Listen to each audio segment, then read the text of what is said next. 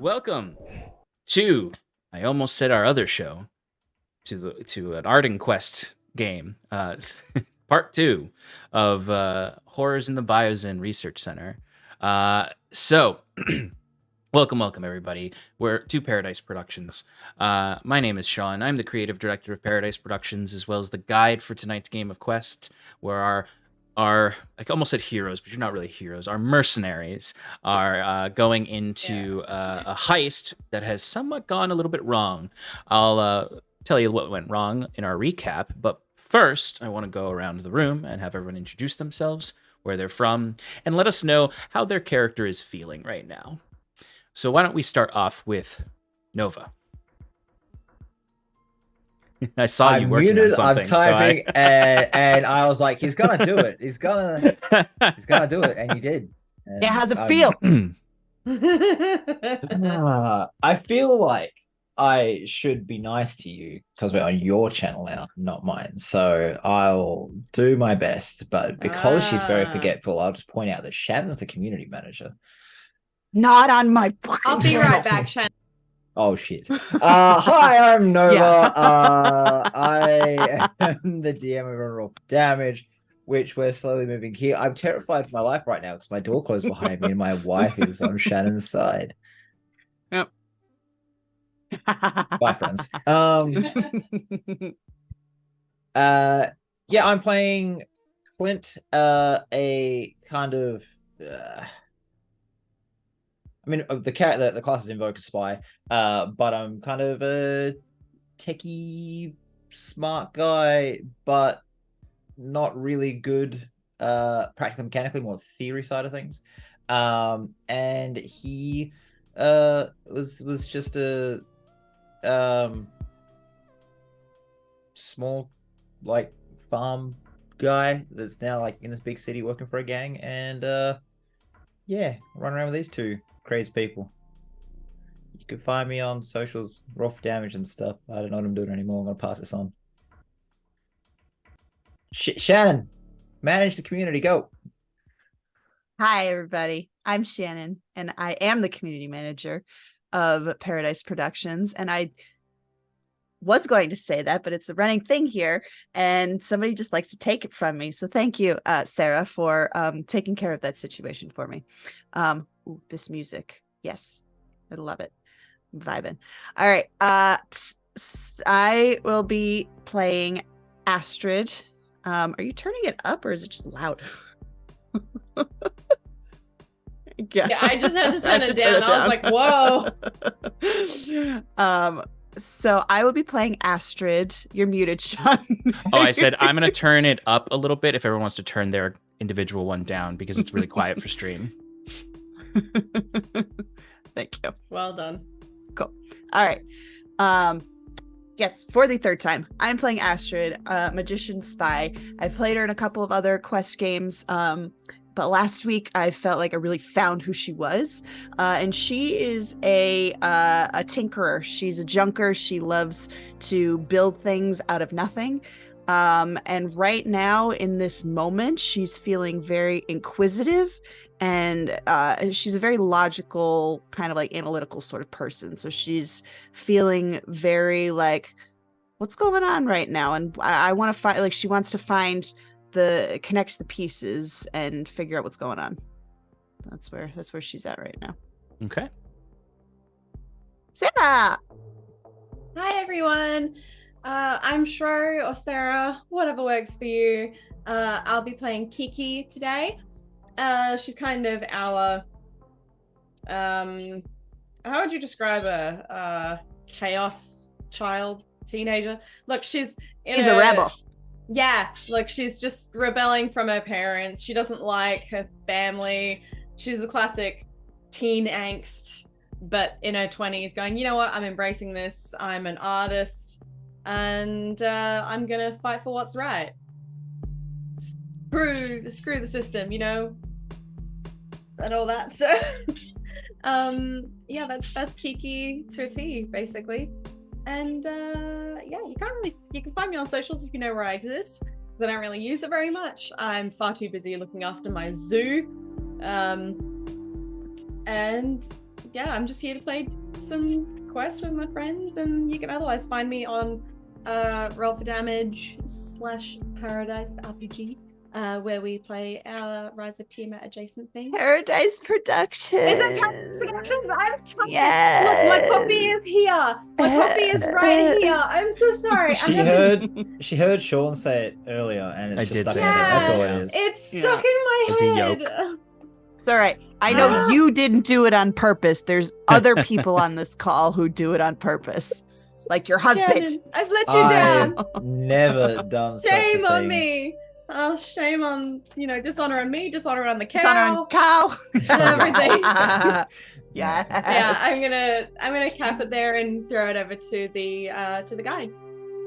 Well, thank you. Did you say how Kiki's feeling right now? Did I miss that? Oh no, I didn't. No, Okay. right now, given that she's just seen a body in an elevator shredded and heard a roar, right now she feels way out of her depth. She's no longer confident in herself at all. Her whole persona has suddenly gone, I'm a kid here. I'm actually not a grown-up anymore. I'm just a kid. What am I doing here? So she's feeling very very insecure and not confident at all. All right.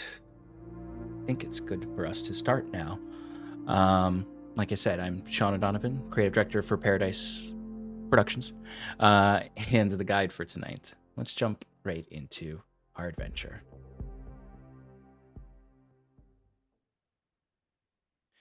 Last we left off, we met our eccentric mercenaries.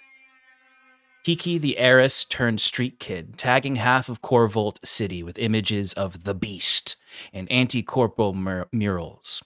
The Beast, of course, being her small fire ferret with a penchant for thievery. We have Astrid, a techie more interested in staying in her apartment or dumpster diving for strange parts outside labs and other facilities, except when an odd job comes for her and she's confused as to why anyone would want to hire her. And finally, Clint, a cold and calculating private investigator who specializes in finding those in power with their hand in the cookie jar. A serious man with a dry wit from a serious gang with higher ambitions. Oh, that's loud. That was a little flying car that went by.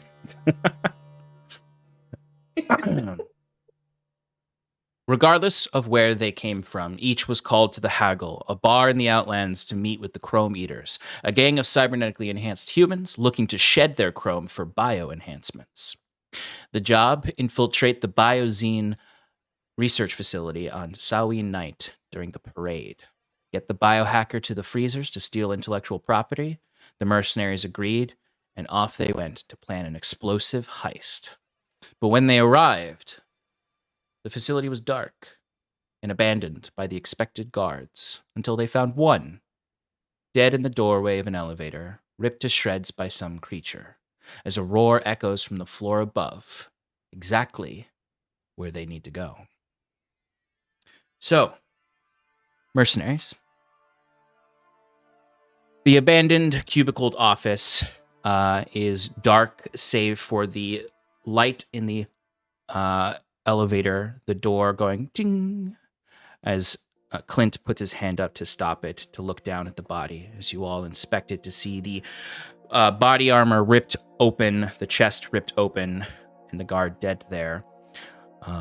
You would look up and see, when looking in the elevator, that there is a large hole ripped out of the ceiling of it, where you can see a few drips of blood on the edges of the torn metal. What would you like to do? Does this guard have like a key card or anything on them? You can, I would say, give me a quick roll, just to see if you can find it or if it's on him at this time. Because I think the last thing I said was I was taking like his Yes, you were weapon taking or this anything gun. useful. Mhm. Yeah. 2, okay. Can't find the key card on him. And I'm saying, like, Okay. there is no key card. Like, it's not that you can't find it. There just is not one. Okay. Does it look like the ceiling was ripped open from inside the elevator or from the outside? Excellent question. From the outside. Something ripped its way into this elevator. So most of the wounds on this man are coming like around the upper chest and head as if something's reaching down. Exactly. What do I manage to... I'm assuming the armor is done. Like there's no Armor's like, I'll done, just yeah. use this. Any shots fired from the gun? You would find that he did fire off a couple of rounds, probably in the last moments before the end. Can I find any impact sites that show that he hit or missed? Yeah, go ahead and give me a roll for that. 15? 15. Okay, yes. You can. It looks as though something came at him from above and twisted him around, and he fired a few shots. As you can see, a few impacts that kind of go in a scatter, as if his gun went flying to the side. Okay. There's no like blood or markings in here that aren't his. Yes, so with a 15, I'll say that you definitely can see that you can see mingled with the red blood is some what looks like silver that is mingled with it. A little bit of a silver splatter near the entry breakaway in the elevator, as if he did strike whatever attacked, and its blood looks to be silver, or what you could call blood.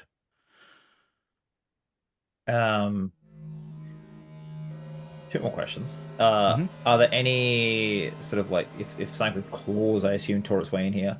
Are there any claw sheaths or like whole claws like left in the ceiling as they ripped through, or was it strong enough just to leave nothing behind? Yeah, good question. I would say that you would see that there are a few claw marks that show a what you can at least see is 3 fingers. Okay. And they really rip through the metal like jaggedly. It's not a clean cut. Yeah, okay. And then so the last one would be the blood. Looking at it, because I don't think I have anything on me that is particularly useful. Does it look completely natural? Is it something synthetic? Is there, I don't know, does this world have like nanites and stuff? Is there any sort of like machine or metal material to it? You can take a closer look upon it, and if you want, you can enlist the help of Astrid for advantage. Yeah, I was also gonna say I'll take a photo and do the whole zoom and enhance on my Yeah, little... absolutely. Idea. And the two of you can take a look at it if you want advantage. Yeah, go for it. So advantage. All right, 14. Excellent. So there is absolutely particulate in it. It looks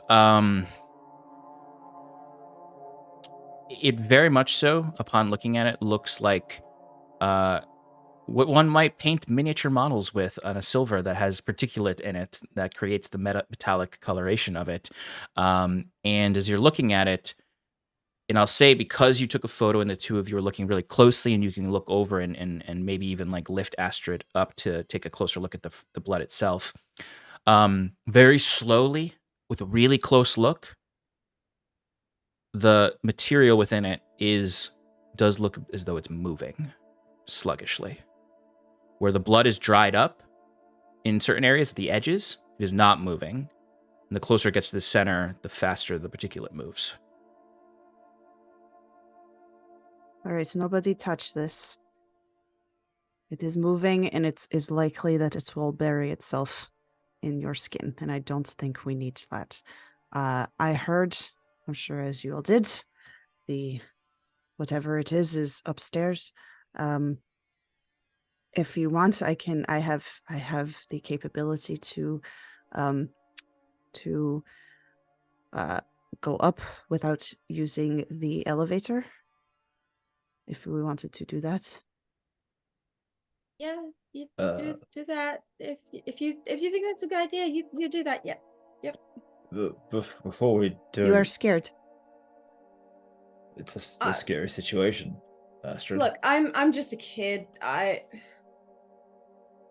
do art. Okay. Well, speaking of art, does this look like paint a little bit to you? As I Yeah. sort of like show her the blood.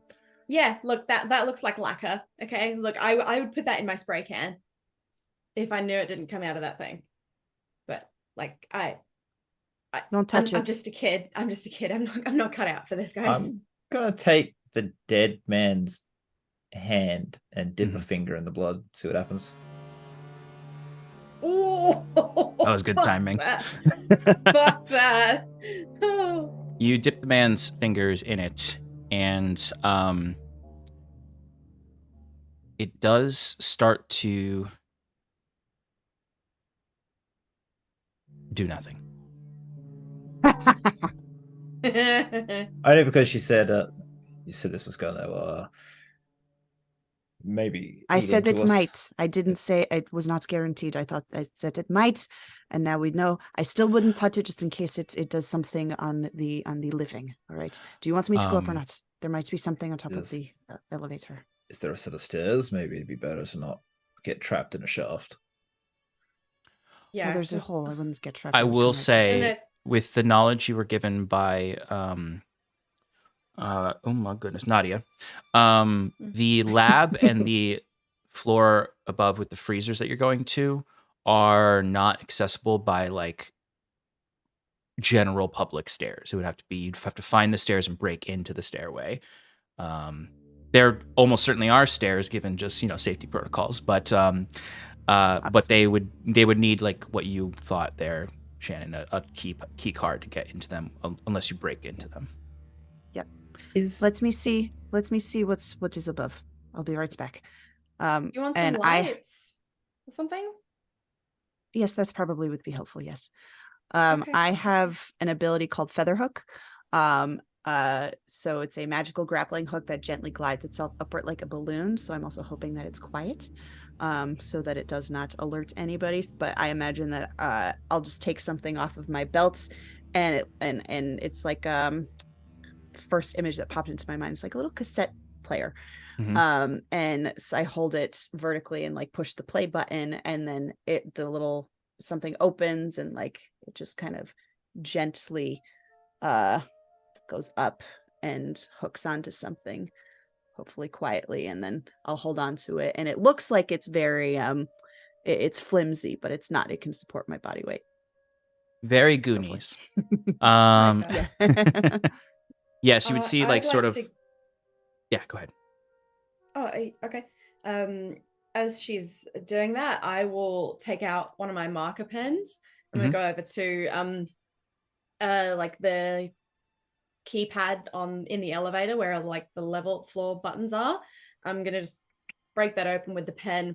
On the inside, I'll take one of the wires and I'll put my pen into it and just start twisting and twisting and twisting until the light comes out of the pen using my magic trick skill. Ooh. And illuminate the cable, which would feed up through the elevator shaft. Cool. So she can get a small path of harmless light. It's just so that she can get like this Tron Legacy twisty Yeah. turny Cool.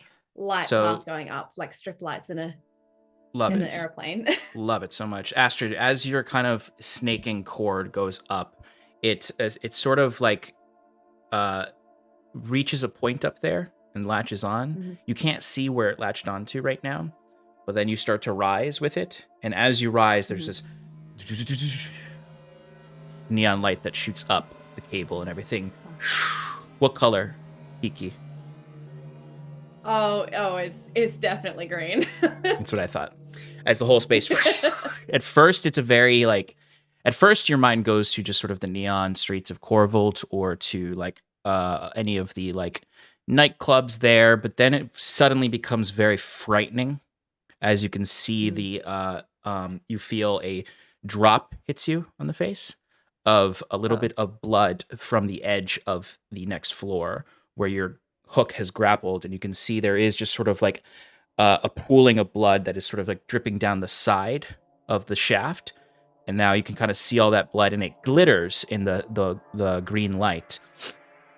The blood is rapidly drying, though, And as you look upon it, it does seem to depress into the concrete or wirings.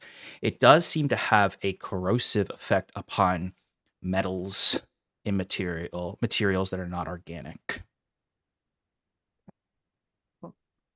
Okay, stowing that away. And then so did I make it through the hole in the elevator? Yes, And I'm yes. in Sorry, the you were elevator already. That's shaft now? yeah. You're inside. That's what I meant to say. You were in the shaft as you rose. Everything Yeah, turned no neon worries. green, and it's as you're Yep. approaching an opening where the landing. elevator, Yeah. the elevator door, is gone. Yep. It's been ripped open, or is ripped out, so that you can. It's not in operation. It's just a gaping hole.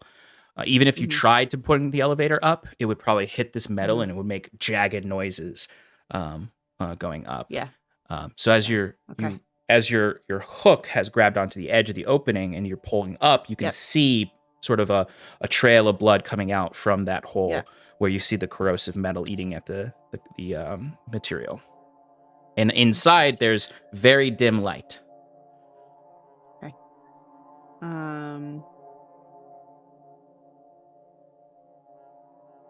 Can I use another one of my abilities called I think is it bricolage? Yeah, that's correct. It's how it's pronounced. And with all this illuminated light, can I like maybe I don't know if this will work, but like maybe like cut a piece and like make it a like a little glow stick and throw it down the hallway to give it a little bit more light? Yeah, totally. I don't know if that would work, or if like if cutting it is going to cut the light off. Well, no, okay, no, you so you're saying part of the lit up green? Yeah.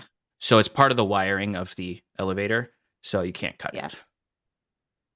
I mean, because you could, it just would weaken the elevator below. Yeah, that's fair. Okay. All right, never mind. What can you see up there? I try and call out to her quietly, not to like shout through the elevator, but hoping the sound will carry up. Let me give you a slightly more clear image. So I just said it's dimly lit. Sure.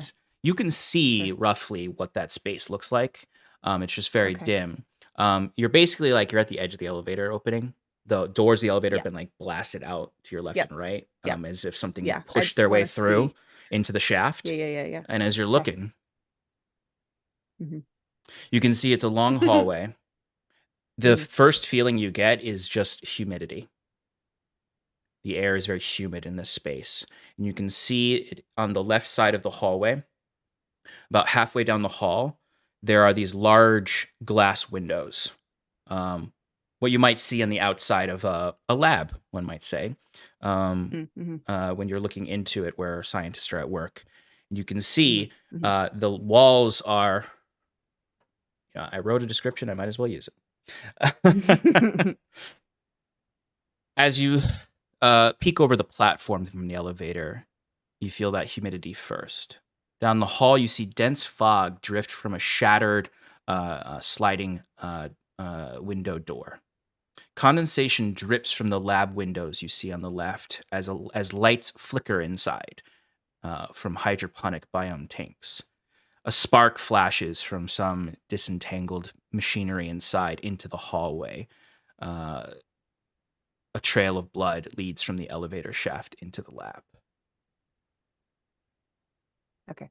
I will take all that in and then push the rewind button on my cassette and go down. And I land in the elevator and look to the other two. So, I was partially correct about the blood here. What do you mean? It seems to have a corrosive property to metals and inorganic materials. So, try not to put it on anything you might be standing on. But there is the floor that we need to go to is quite humid. The air feels humid, and I am wondering if maybe the freezer is no longer frozen, and the blood was leading to where we need to go. So there is a good chance that the whatever this is, this creature is in there already. And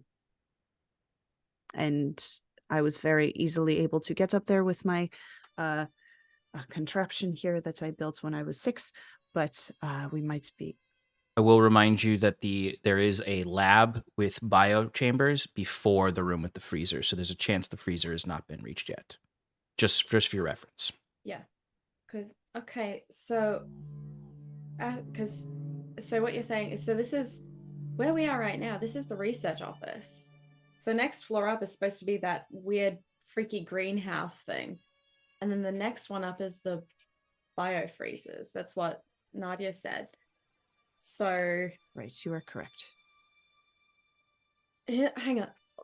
Look, I'm not much for There's no point in putting yourself down. Just say what you want to say.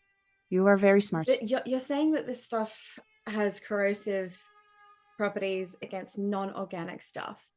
Yes. Therefore, this thing is organic. If this, it could be anything here, but if this is the thing that Nadia is wanting, this is going to kill him. What are you referring to? The chrome eaters, they are trying to replace parts of themselves with chrome, and they want to get rid of that to make it more natural, right? Mm-hmm. I don't think this is what they want. This most feels like something separate that this place was cooking up. Yeah, it was just a worry. That's all. Like, how much explosives have we got? I say to all of these people plus the guide. Well, I mean, so you made the one big boom. You did make the one big boom, right? The yeah, one we've super boom. Yeah, we've got a couple like little like almost like grenade things that we can set off, but we also just have like a backpack full of basic. I will roll to see how many you were able to put together. Like if need be as well. I've got my skateboard, so if we needed to, we could always roll the explosives in. I think she's got a wind-up toy, which does it. So you got 5. So we got 5 small ones, and then we got a backpack full of like if we light it, it goes up, right? Yes, exactly. You hear creaking in the elevator. Perhaps we should step out. I think we gotta go. Look, I've been in my fair share of abandoned buildings. We gotta go. Yeah, we can step out, or we can start climbing. Let's start climbing. All right, so I'm gonna step in and just grab. Wait, did you unhook it, by the way, or is it still just dangling there? And can it take the 3 of our weights? I don't know that it can take 3 of our weights. That's up to the guide. What does the feather hook say? It says a magical grappling hook that gently glides itself upward like a balloon. Okay, my perspective on that would be that it only carries 1 person. It would probably cost action points if you wanted to carry more than 1 person. Yeah. What if I go up and then I lower it for you? Sure. And I let you go, and I just grab Kiki and step out of the elevator. Yep. I'm gonna also, as I step back, I'm gonna put my hand on that guard's like ankle and just pull him out as well. Can I take one of the elevator buttons with me as well? Just to... Oh yeah, totally. I need a token. Yeah. Okay, so Kiki and Clint and the dead body are in the office space right now while she's ascending. Yeah. Yeah. Okay, great. Take the weight off the elevator. While she's going up, I'm going to quickly go and check one of the desks closest to the elevator shaft. Probably the last one I jumped off of, to be honest. Before reality set in. Yeah, when I was playing The Floor is Lava.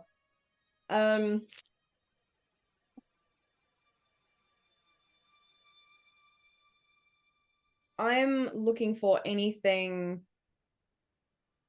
using the words Jensen Bethrina or corrosion. Okay. Give me a roll. Right. 13. 13. Okay. So I imagine this is as Astrid's coil is slowly sneaking up and pulling her up. Clint, I imagine you're just sort of standing by the elevator, kind of nervously looking up. Just tell him, I'll be right back, Clint. I just got to check something. Yep.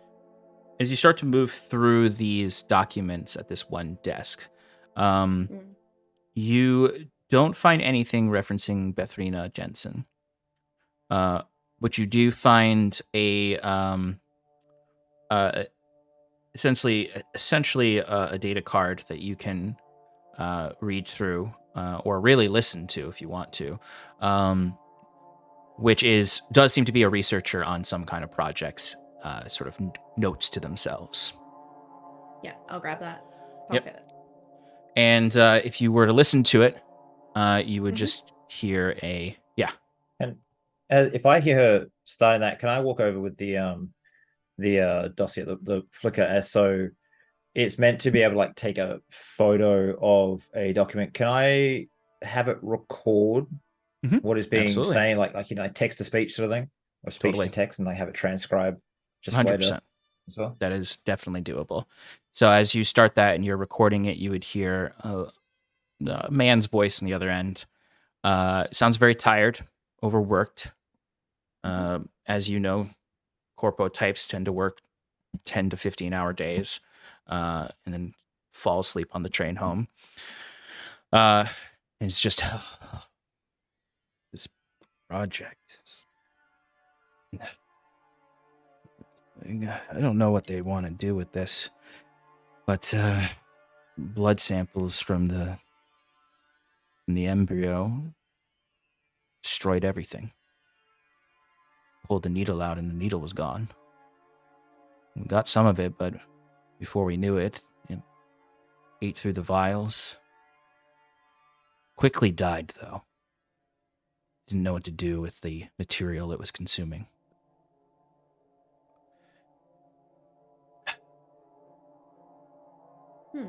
They're never going to bring back whatever it is they're looking for. But I'll keep plugging away, keep writing down the data, and keep taking samples, paying for my vacation at the end of the year. Okay. So they're never going to bring back what they're looking for. Okay. I'll just look up to the flicker and be like, you got all that? Like, yep, cool.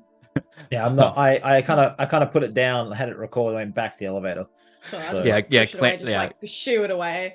There would be little lines on the top of the flicker that Clint is the flicker saying something, but you have the mute tape down.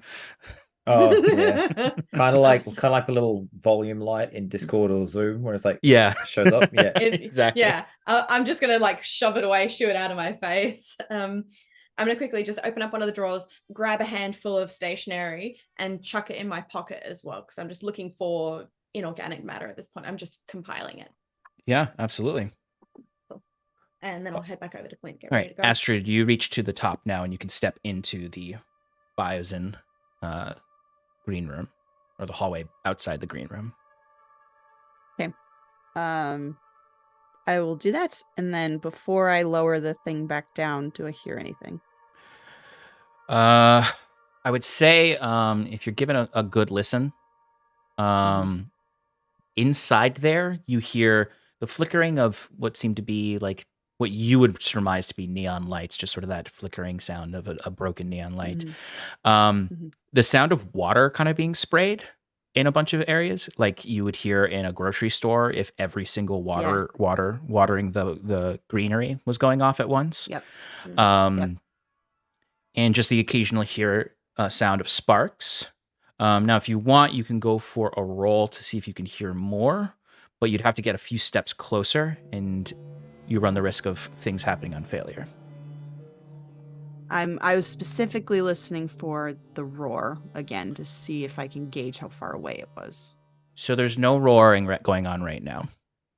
Okay. But if you wanted to listen for more things like movement beyond just sort of the general room, you can, but that would need a roll. You don't have to. This is just me saying like what you saw is sufficiently what you can hear and see just by existing. Yeah. If you want more, you can do more. Yeah. No, I'm thinking what Astrid would do here. But what I just said you hear is as if you like succeeded a very normal perception check in D&D. Yeah. Okay. All right. I will step back towards the elevator shaft and just call down. Who's coming up next? Can I go? I don't Yeah, really want to be left behind. I was gonna start ushering Kiki forwards. I'm like, here you go, come on. Okay. Don't step into the elevator until you see the cassette. Okay, what button do I press? The play button. Play button. Okay. One that looks like a triangle. I know what a play button is. I have a Q pod. Okay. I lower it back down so that she can grab it.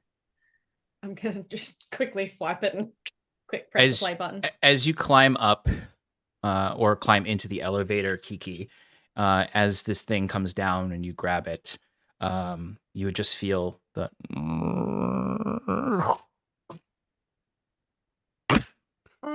as Astrid, you wouldn't even just hear this, you would see it as you look up and can see where these elevator cords are all attached. The corrosive material is eating away at them.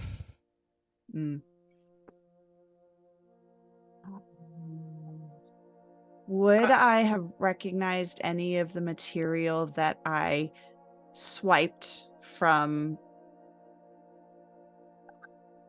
What's his name? The guy. From when Kurt? I went out. Kurt, yeah. Would any of the material that I have swiped looked like, them having chrome mechanical parts? Would there have been any sort of like anti-corrosion antidote or something in there? You can give me a roll for that. Sure. That one didn't do me so well. So you search through your bag for this. Yeah. 16. Okay, good. Rolled low, you would have possibly dropped your bag into the elevator. No. My stuff. With a 16, I'll say you are able to find a material that you believe will sort of balance this out, neutralize it, possibly kill the whatever's doing this corroding. Okay. I will very methodically open the bag, pull out the thing, give it a quick glance, one quick nod, and then smear it on the cord so that it hopefully will hold. Yeah, there's an intense steam effect that comes off of it that goes into your face. It's very hot and it smells horrible, like chemicals. Almost burns your nostrils. I'm used to it. Maybe you don't even react to it. It just sort of, you feel the burn in your nose and you're like, the good stuff. Exactly. as your whatever material or chemical you've taken has neutralized the corrosion. Nice. Okay. Cool. And then I will step out of the way as Kiki comes up. I've still got my little lights going. Roll into the room. What'd you do? Because I was gonna just get rid of it entirely. How would you do that? It's a very interesting skill I possess to cause problems for other people. Well, maybe we wait until Clint is up here and then you can do that. Yeah, that was the idea. Okay. Well, I also stopped it from corroding any further so that it didn't break on you and hopefully Clint. So you are welcome. Yeah, no, we'll wait till Clint gets here. Okay, you could lower your feather hook for Clint to grab. Yep. As when I've kind of noticed that Kiki's from the sounds, maybe halfway up the. Because there's only like one floor, or how many floors are we going up? Just the one? Just one. Just like one a- floor. So it's just like a 20-foot climb at best, 15-foot climb. Yeah. No, well then, when I notice she's like grabbing the feather hook, if I just do a quick scan of the room, is there anything that catches my eye that could be of interest or use as a weapon, tool, piece of information, leverage for later? In the office. Yeah. Give me a roll. I'm not expecting much, just like 7. 7. Okay. Yeah. All right. So difficult choice.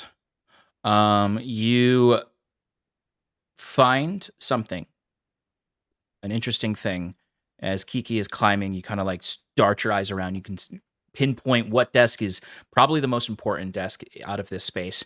Go to it, start searching on it, and if you do that, you will find a document that can connect certain investors to projects within Biozyn. Maybe that they don't want the public to know they're invested in. But if you get this is the difficult choice. You, in your mad dash, accidentally sort of knock a few things over on the desk, and it immediately lights the computer up, and whoever was sitting here before's playlist immediately starts blasting. Or you don't find anything, and you are able to get back to the elevator quietly.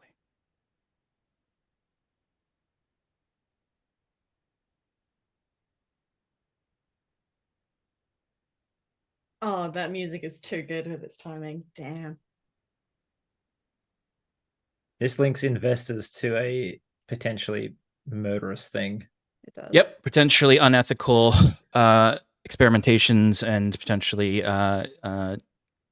deadly to the community at large.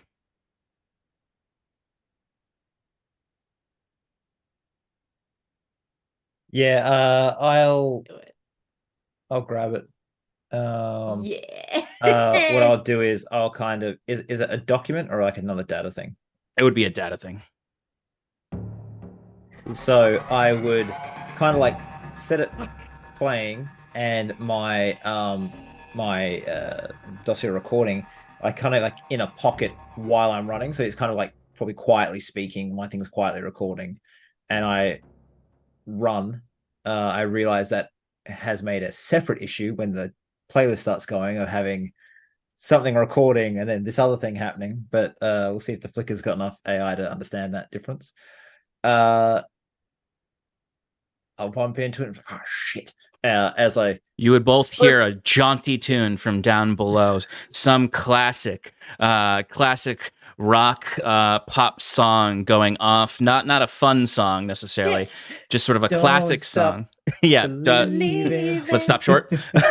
But basically the equivalent of a little bit of Journey playing off of this, senior vice president's desk, as it just echoes through the entire facility.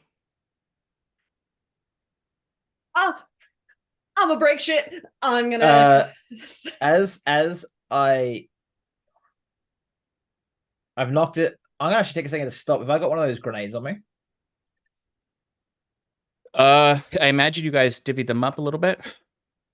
I'm gonna leave one just like on this desk.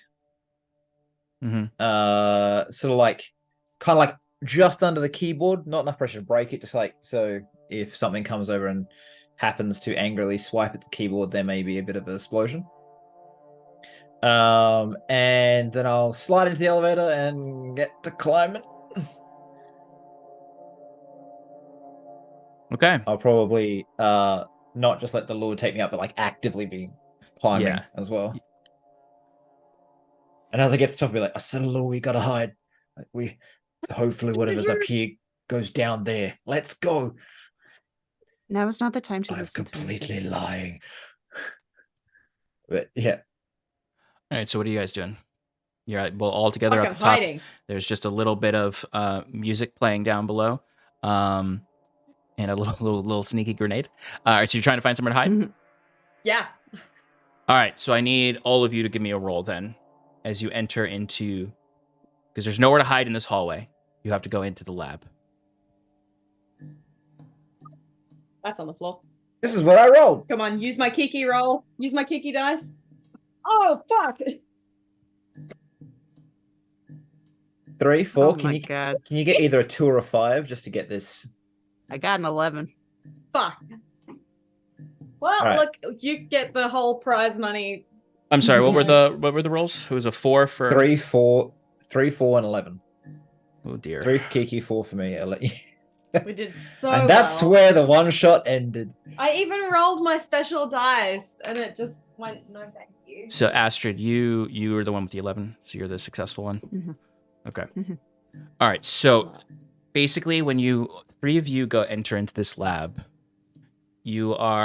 Astrid's the only one who kind of like goes and immediately finds a spot to hide in. The other 2 of you were kind of taken aback at first by what you see. People from all echelons of society spread rumors about what happens in the secret labs of Biozyn.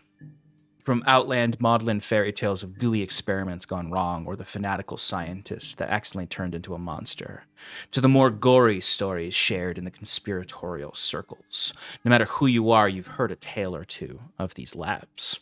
In here, you would find several broken open micro greenhouses, little biomes, where you can see the sort of watery mist coming out of, as there's this rapidly growing vegetation all over the place. Like even when you step in, like you see like a fern-like vegetation that's not just sort of sitting there, breezing and the water hitting it. It is growing at a visible pace, as this room looks as though it's been abandoned for months, not hours, as the vegetation has grown all over the place over it. And you can see there are these sort of small little bugs crawling all over the place that sort of rapidly go through life cycles. You watch this like spider-like creature going, and it slowly shrivels up and disappears. As Astrid, you just like find a spot, you just see like one of these greenhouses has got a spot in it, and you just sit in it and feel like the mist all over your face as your hair gets wet to your forehead, as the other 2 of you are standing there, as you would hear the low growl of a creature on the opposite side of the lab, climbing down. And I immediately shove Kiki towards somewhere that looks like a hiding spot. To assist this, I will use my lure magnet and kind of throw that at any sort of metal wall with Kiki to be the lure target, so she gets like sucked into a hiding spot. Yes, you can. And then I will try to find something after that. I know we've already failed, but maybe that can turn her failure to an assist using my I'm gonna have such a ability headache. points. Whiplash. I will allow that, as it pulls her to the left into kind of a small alcove where you also, Clint, will notice that there is a double door that might lead into an office within this lab. So we've got Astrid somewhere deeper hidden. I'll say Astrid rushed to the right from the entrance and Yep. got into one of these tanks and hid inside of it. She's concealed by fog and watery mist and plants right now. You instinctually just tossed a magnet over to the side that pulled Kiki, and as you see her pulled through this fog, you notice, looking and watching to make sure she's in a spot, you would notice there are office doors right where you pulled her towards. Just because we're doing this theory of the mind, can I know if I was to make a run to the doors, am I going to draw attention sort of in Kiki's direction? I was kind of hoping to put her somewhere like hidden. I don't want to then draw attention to her by running sort of like over her, past her. I would say I would allow you to do another roll for that. Okay. Use Alright, a 16? different dice. There we go. No, I'm using the same dice. I got my DM dice. It's huge. Look, it's invisible too. Invisible. Oh, there it is. So I'll say you can make a dash, and I'll say that it's like sort of just off from Kiki. So like Kiki hits the wall. If the magnet stops, she could easily like dash to the side and hide amongst some just like office decoration in the side. You can make a run for this office door without calling attention to her. Okay. Yeah, I will do that. Is there any, as I go in, is there any like windows or anything in this office? No, this is windowless. This is an isolated lab. Oh, you mean in the office? Sorry. Yes, there is a window that looks out into the lab. I don't want to do something really dumb. Come on, do it. How high up are we? From outside. Yeah. So there's a window looking out into the lab itself, not a window out to the outdoors. This place is isolated Okay. by that in that way. They don't know. There's no way in, Okay. but the doors and maybe vents. We're, This is a we're secret on lab. the They're not. 21st floor. Yeah, I wanted to see if there was a window to get outside from here. Okay. We're on the 21st floor right now. I wrote down Yeah. a note from Sean. Do we have the other guy with us? The guy we're I supposed forgot to be about getting him. in? Sorry. Yeah, I did Yeah. until just this very moment. Yes. Can we Yes. say we stashed him under I the would have desk for the lowered him moment? down as well. I would say so he it's. could climb up. I'd say it's you. You guys can choose to have either stashed him in the floor below, or brought him up. I imagine. Yeah. This is what I'm going to say. Just whoop, whoop, whoop, whoop, whoop. I'm going to say Can he was stashed. You stashed him, Clint, because you're the stasher here, I think. And then you triggered that playlist. Do you want to leave him Yeah, stashed down there? Well, what I want to do is I'd say I would have him sort of well away from the entrance, the elevator. So I imagine quite a large, like cubicle sort of like office thing downstairs. Yes. Can I get a couple of desks, put him under one, then like kind of rearrange office a little bit, just like shove them so that he's like completely enclosed under it, well I'll allow away that. from the path that we would have taken from the door in where anything would have been searched for, just so that should something go down there, he might hear it but not really be in range. We can collect. I'll say he's been hidden in like a corner office down there where like he can like barricade himself a little bit and just sort of stay put until you come and let him out. Yeah. On a side note, do we get our action points back, adventure points back, ability points back at the start of a session? It's like you get a certain amount, but I can't remember how many it is. That's a good We had 10. I point. thought we got 5 back at the start of a game session. This is something that I have personally forgotten as the guide, which is not very guide. And then of you me. get a certain I've got it amount written back down. when you get like half you spent back when you complete a rest and 5 back on a new game session. Yeah, there's the rules are not exact translations to like how we do D&D, but you do get something back at a new session. And then you get it's I believe it sounds correct for you to say 5. But let me Might have got check. that back. The only reason I ask is I spent 3 last session when I realized we were gonna not have us not finish the game in that session. So I was like, I'll get some back, and I started like throwing them around a little bit. And now I'm like, oh shit, maybe I should have My asked note about that this I've got written before down is that you have 10 adventure points or action points and they do not recharge. No, there's ways that they recharge, but you don't just like there's not the equivalent of like a short rest in No, Quest. that's for your You have to HP. like actually go somewhere completely safe from memory.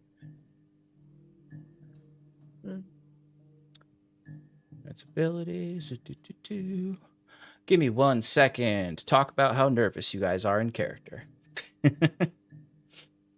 Right now, like I just got thrown across the room a little bit. So I've probably got a bit of a whiplash going on and I'm not happy about it. I'm actually gonna do that whole like what's that horror theme park where those scarers run and slide and like try and jump scare you? Is that Knott's Berry Farm? Yes, Knott's Berry Farm. I'm gonna do the Yeah. whole run and slide thing and hide Fun. behind the printer. You can't move. You're stuck to a wall at the moment. I thought I could move once you'd thrown me. No, Aw. that lure sticks you in place for I think a minute. So I'm just stuck against the wall. I can choose to turn it off, but while I think you're safe, I wouldn't do that. The idea Fair. being that you're safe. Fair. I was just hoping to hide a bit more rather than just like My Yeah. thought was like there'd be like I noticed like like a desk or something with like an underneath bit, and I just like shoved through, activated, and you just like slid along the floor way further than I should have been able to shove you. fair. But Oh, good. I got you. yeah. I'm fair with that. All right, now that we've clarified how that has worked, I can clarify on adventure points. They are adventure points, and Nova is correct. You do get 5 back per session. So I'll say I'm going to keep us at a cap of 10, though. Yeah. Mhm. Even though technically I think they might roll over over 10, but we'll keep us at 10 for this.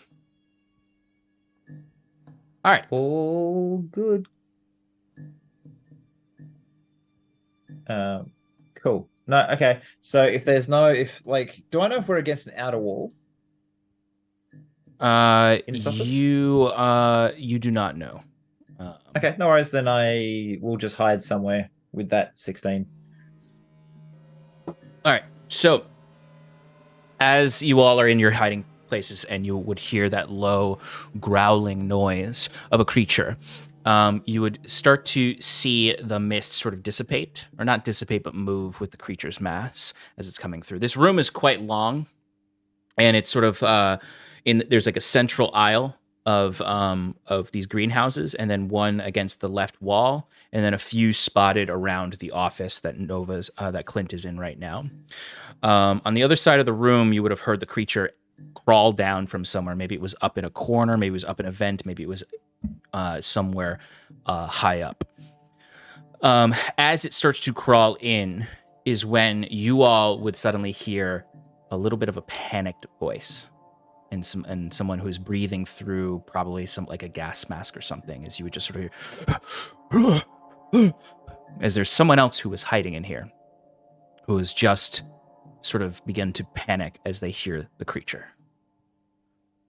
As Near me on the right or near the others on the left? near you who's on closest? the right. As Sorry, you I just cut you off. You were. and when I say I don't mean heavy, I mean it's like breaking things as it crawls.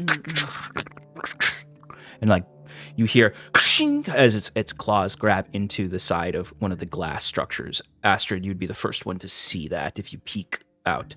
So you would just see this muscular clawed hand, 3 claws at the tip, a little kind of like somewhat shrunken thumb that looks like it's vestigial and doesn't work, as it just sort of wraps around. The glass shatters, and then it pulls its head around. As you can see these sort of flaking off like a lizard shedding its skin, is this dried out scales. Underneath you can see these very bright red scales. And then you can see a part where it has clearly suffered a wound, like a gash, maybe from twisting metal that it climbed through. The scales have been replaced with silver chrome. As you see this sort of drooping, saggy, scale-skinned, draconic face, short snout like a pug almost. Eyes that kind of like try to glow, but they're so dim that they look more like a clouded over eye. As you can see these horns that kind of like repeatedly form out of the skin, as if the horns are growing too fast and is splitting the scales as the creature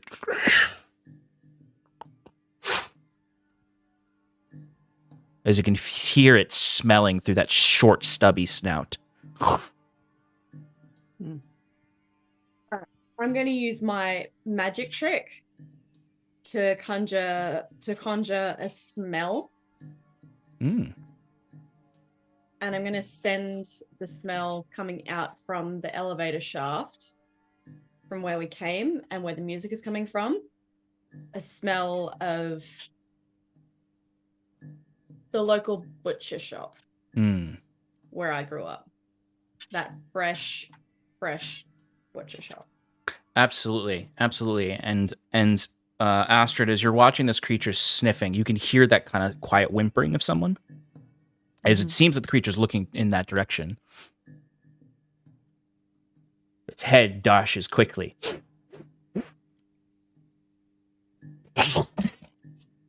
As it starts to move quickly now through, and you can see now it's got a long form, almost like thin around the waist and hips, but like overly large in the chest and upper shoulders, with these very like muscular forearms that come down, and then on its back these shrunken wings that move and stretch but don't seem like they'd be able to make this thing fly. As it doesn't like dart, it just sort of quickly and quietly moves across. And there's a moment, Astrid, and for you, Kiki, you can see across the room from your hiding place, and Clint, you can even peek up over out the glass if you want to, as you just see this full creature. It almost has a hyena like shape for its body, but all covered in draconic scales, as it, with just a little bit of fur along the arc of the back, as it would, you could see it kind of stares down out the door of the hall before slithering out. As you can see this long, thin, almost rat-like tail coming off the back of it. As it then, you see the tail slither out, as you can hear.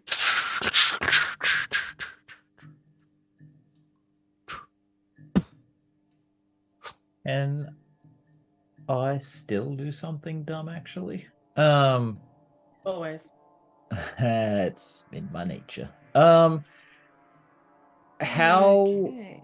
is there a way I can get like an uninterrupted line of sight to it, not just through glass, without drawing its attention? Uninterrupted line of sight without drawing its attention. I want to throw something at it that hopefully it shouldn't feel because it's so small. I have a tiny bead with a sticky surface, Mm-hmm. Which is a tracker. Oh, And okay. I want Does I this want to is this an ability? Yeah. Great. Yeah. I Does wanna it cost just any kinda action points or adventure points? No. I would allow you to do this completely unnoticed if you spend an action or adventure point to do it. So one point to just Yep. and, No like, and no quietly, roll just- to try to make sure you're quiet. It'll just Yeah, no, that's worth it. So what it does is it's linked to a magic compass, which I'll probably just say Is your flicker. part of the flicker. Yeah, your whole setup. That has so I turn on an app and there's an arrow that will point towards wherever it is.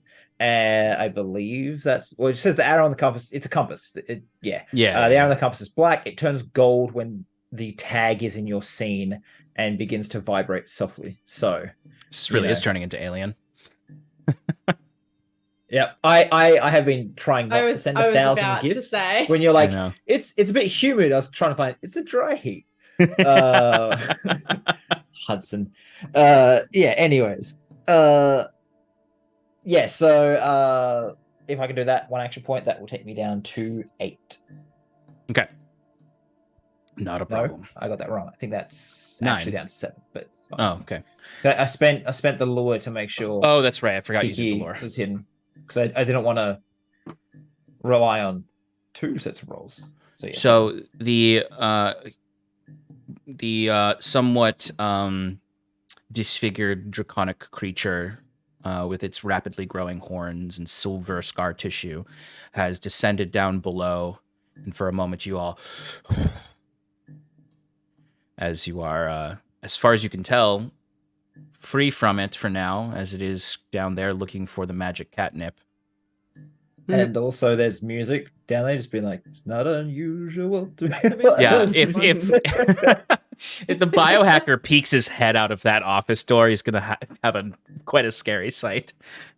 Yeah. Oh, Can I just I wanted look to stop playing Monster for? Mash. Can I look for the person who we heard? Yes, absolutely. You don't even need to roll for it. You can basically I imagine you all kind of come back together, and then Astrid, you just sort of like rush down to the other side, because this is kind of like a long sort of corridor where you have stations of these biomes. They're all roughly like 5.5 feet tall. So like they come up almost to your height as you're running down it, and you can see it's like weird. Like these are clearly biomes, but they almost have the vibe of like an arcade with the different rows of games. Yeah. As you'd find a corner where between 2 of these, you would see one of the guards, and you could see he's leaned up against the wall.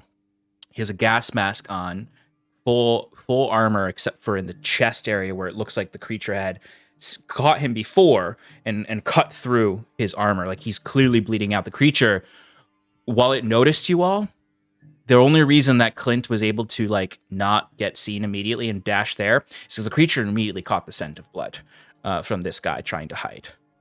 And he's just sort of like there. He's got there's a spent gun to the side, and he has just like one handgun in his hand that he immediately pulls up to you.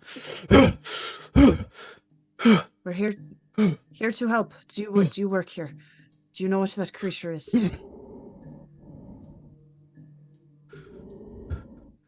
Because he's just breathing, staring at you. He's in shock. Can I use my scintillate ability to create a harmless firework to kind of like set it off in front of him so that maybe it'll knock him out of it? Yeah. Yeah.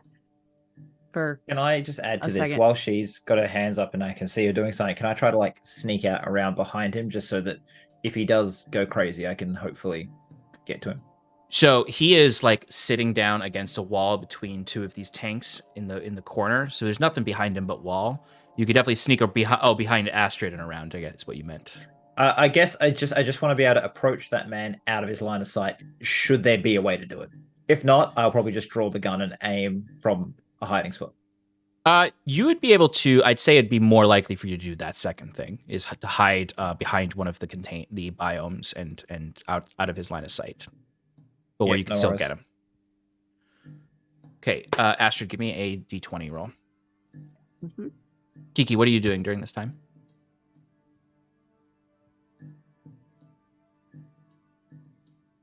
I'm no longer stuck to the wall, am I? I'm assuming you let her go. Yeah. I'll go collect my little thing and just pocket it. All right. Now the creature's not here. I'm actually going to start going and looking through this greenhouse. I will take up one of my item slots and say I've got a couple of empty cans and jars for all my pencils and stuff. I'm going to start collecting a couple of bits and pieces that I think might be of use for Nadia. And also, I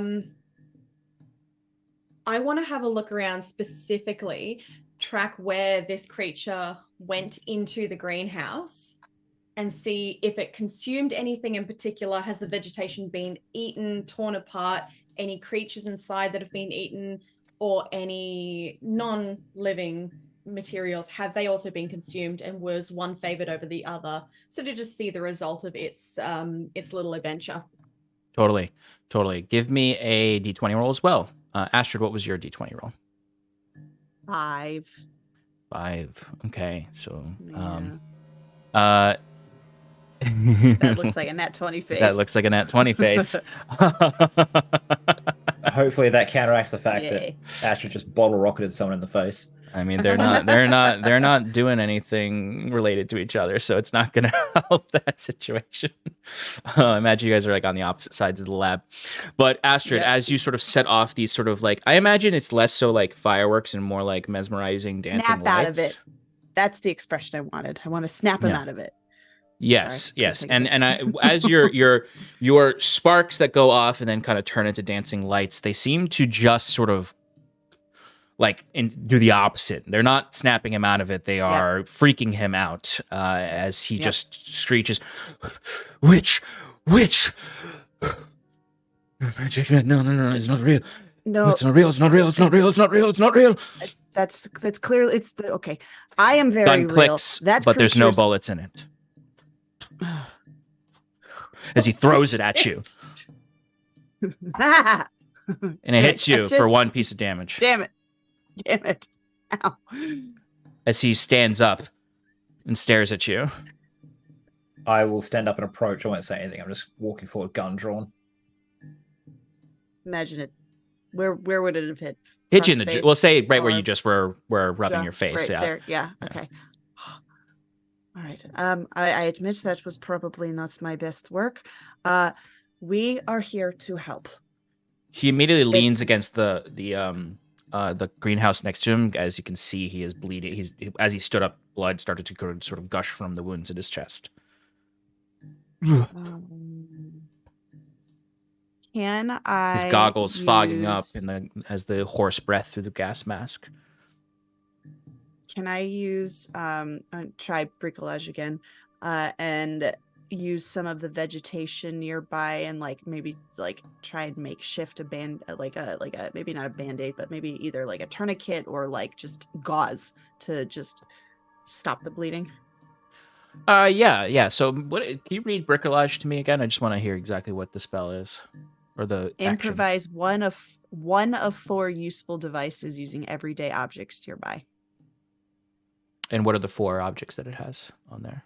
Oh, it doesn't. That's the important part. It doesn't say. It says tripwire, poison trap, simple weapon, periscope. Where does it say that? You create a wire attached an auditory trigger that makes a loud noise when someone crosses it. Poison trap is if you have poison, you may create a small floor trap that poisons the first creature to step on it. Simple weapon, the fashion a makeshift weapon that hits for 2 HP. Periscope, you make a small periscope that allows you to look over an object and around doors that have a bit of clearance. When you're in a room with everyday objects at your disposal, you may hastily craft one of the following items in less than a minute. Where the fuck are you seeing that? So the problem is, Shannon, you're using the quest companion, which may not have it on there. I can post it in our chat if you want, just so you can have. Is there something different? There you go. Oh, thank you.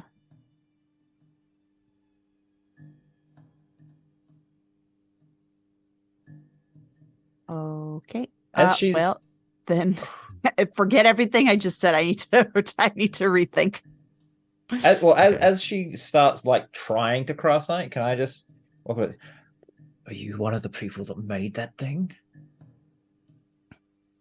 You see, as he leans against this and sort of is losing his breath as he clutches at his chest. Fuck no. Ugh. You work here? Security unit. What? Security. So you protect the fuckers that make this thing. You're just as bad. Fuck you. What can you tell me about that and what's going on here? Who the fuck are you? By the looks of you mercs. Tell me and you might live. Be quick.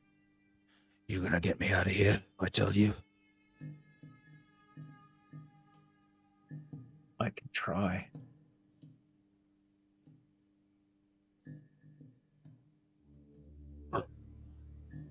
Give me a d20 roll. That's a 6. And I can tell you that I am not being entirely truthful. I'm just saying things to get information. That is helpful, because that's what he believes. And he so this is a difficult choice. So one of 2 things. You can catch that he doesn't believe you, and for lack of a better way to put it, neutralize him or take a shot on him. That was my plan anyway. So, but of course you'll make a lot of noise there. Or the other option is you can catch that he is gonna do something, but refrain from shooting and just know that he's gonna, you can kind of see in his eye that he's gonna try to tackle you and wrestle for the gun. And you can just kind of be prepared for that and go hand to hand with him. I'm gonna lean into what I was gonna do anyway, which isn't quite taking a shot at him. So my plan was, if he kept resisting, was to pistol whip him and drag him to the elevator and be like, you have 10 seconds to start telling me what the fuck is happening. And if he doesn't, I'm going to kick him down the elevator shaft. All right. Well, in that case, then let me rephrase that. We're mercs. What the fuck is the looks? Because this is a difficult choice. So because it would still make the noise. He's going to scream. He's going to draw attention. Yes. There's all that happening. I just figured as opposed to me pulling a trigger, it kind of plays into what my character. I'm totally fine with that. Totally fine with that. So basically, your choices are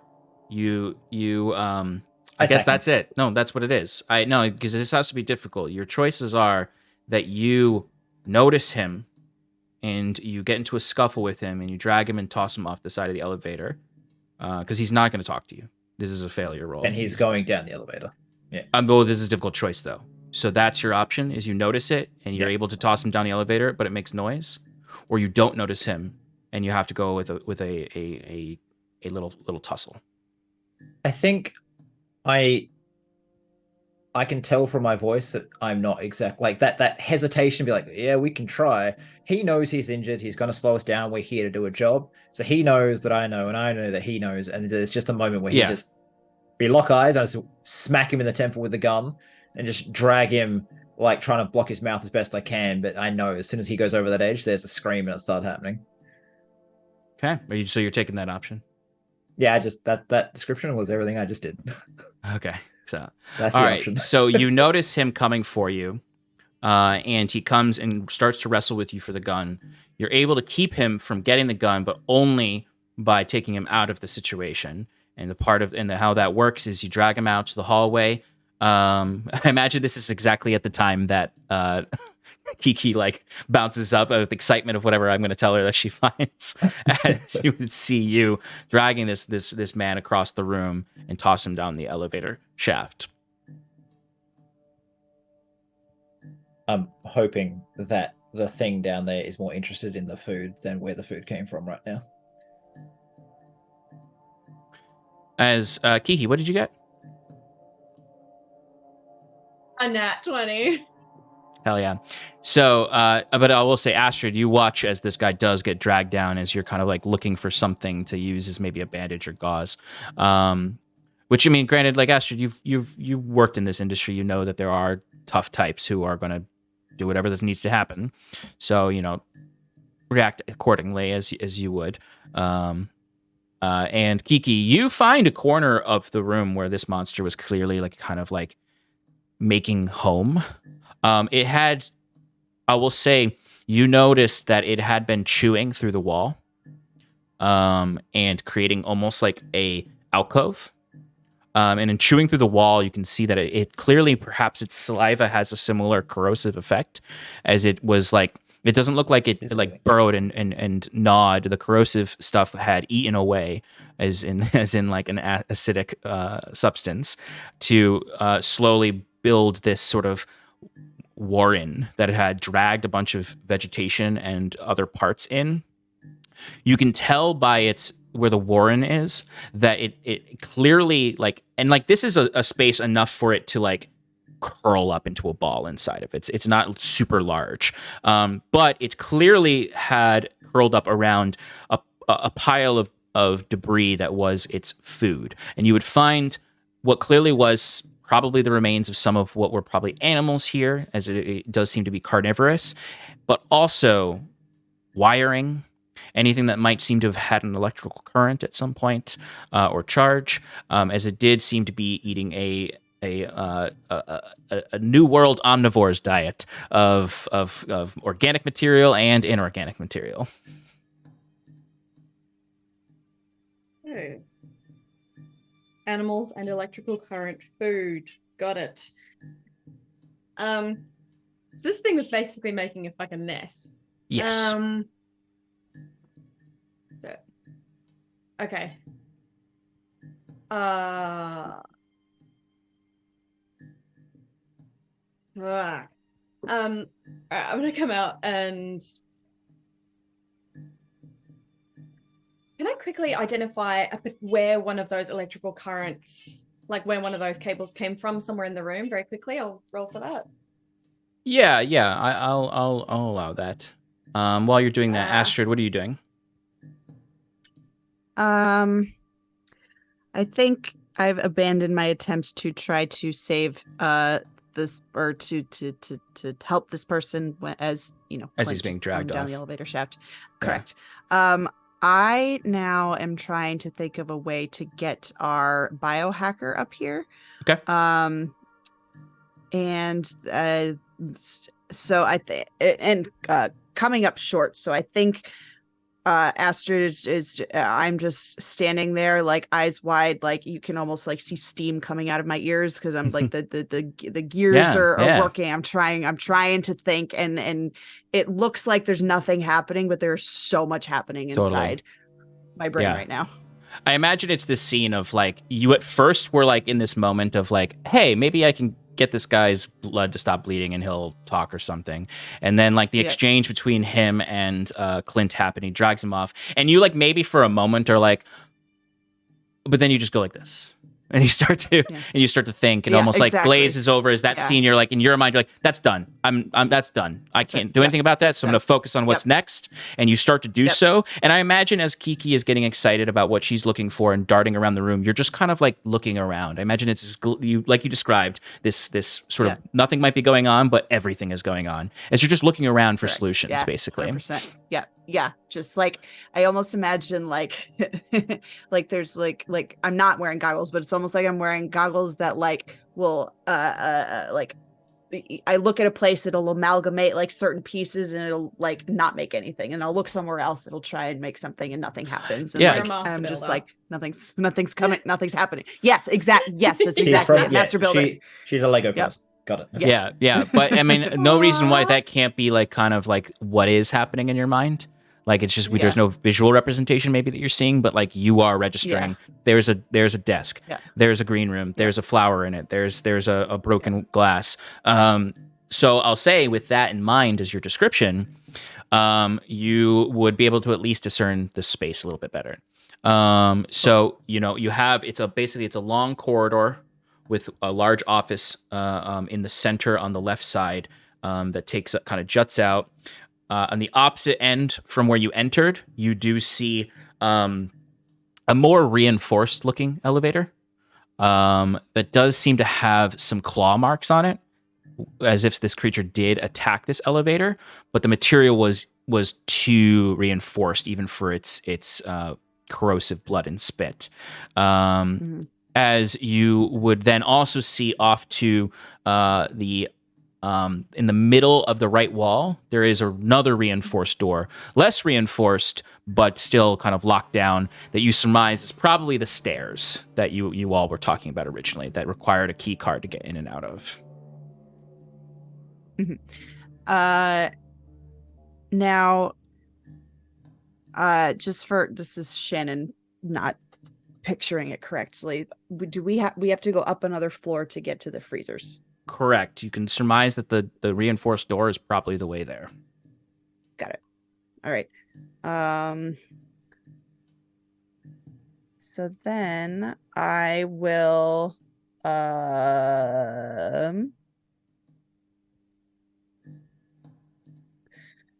with my knowledge of explosives and just tinkering in general, and this reinforced door, do I think that the explosive that I have will get through this door? Give me a roll. Aye, Captain. Well, she's rolling for that. Can I kind of see if there's any blood on the door and how it's reacted to the door? Yes. No roll required for that. The blood is dried up on the door, as in it's completely not moving or anything like that, and it's almost tacky when you look at it. Like it looks tacky. So it's not really eating into the door very much. Exactly. You might even surmise that whatever eats starved to death. That's why it dries so rapidly if it doesn't have something to eat. I got a 17. Okay. You have enough explosives in your bag to absolutely rip this door open. It would just require the explosives in the bag. Right. I also don't want to do that until we have our biohacker up here. But we just kind of sent a monster down where he is. So I'm going to go try and find the other two and see what their thought process is here. Because we can't really advance until we have the person who we need. Astrid, Kiki, what did you roll in that last roll? 5. Not great. Okay. Yeah, you don't really find too much from where this is. A lot of areas seem to be ripped apart. It's hard to discern where it was pulling the parts in the nest from. Okay, no problem. All right, I'm just going to head straight back to the others then. Okay, so you're all standing by the reinforced door.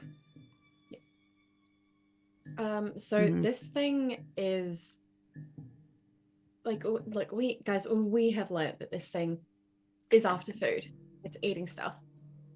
We can probably put two and two together. It likes organic matter. It wants to eat living stuff. I just found it's making a nest up in the greenhouse. Like it's eaten into the wall and taken all the vegetation, some carcasses from the animals, whatever the hell they were trying to make in there, in the greenhouses, and it's just got whatever's left in a pile in its nest. So it's doing whatever, but it's making a home for itself where the food is. But it was also like in its pile of food was also like wiring and stuff.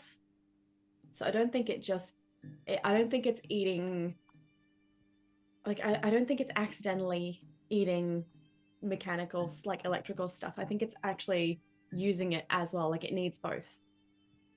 It's like an omnivore kind of thing, but it prefers meat. It needs that and vegetation more. Like the electric current might just be like a snack. But this place is like a smorgasbord for this thing. So it appears that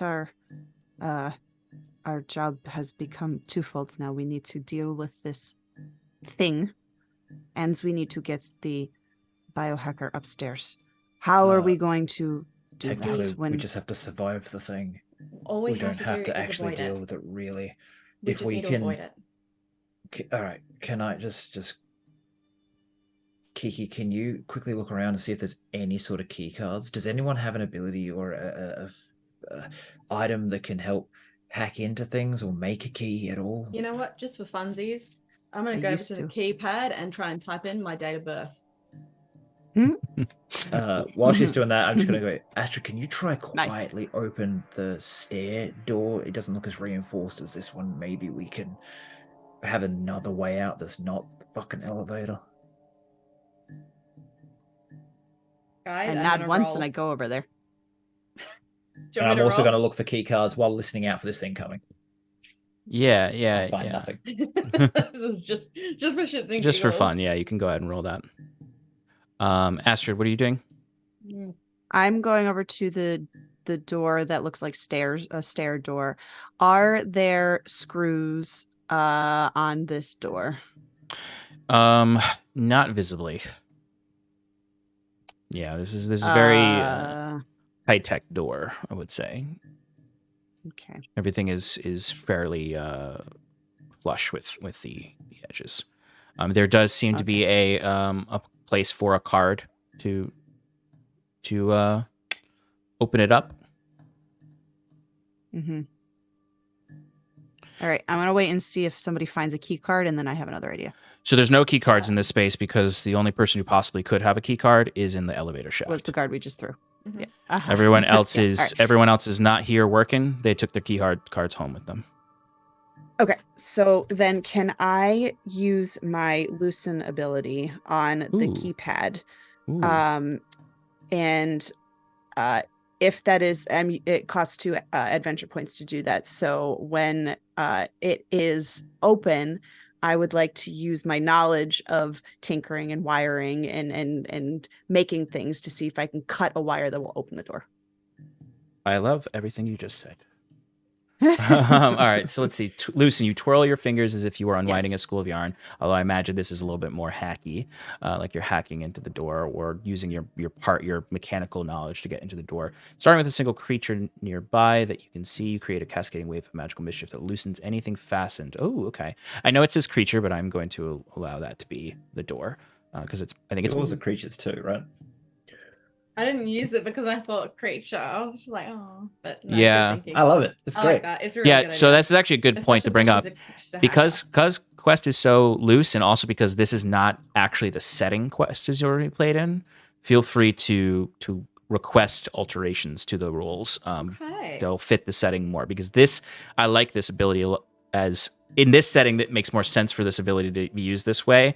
I mean, granted, you could do some really gnarly stuff, like you can have like a grenade pin come out of a grenade on a person, like. this Oh, is yeah, yeah. interesting for like being like hacking or in some way or using like your tools. God like didn't that, have Shannon. I like grenades by that- any chance, did he? Oh, maybe.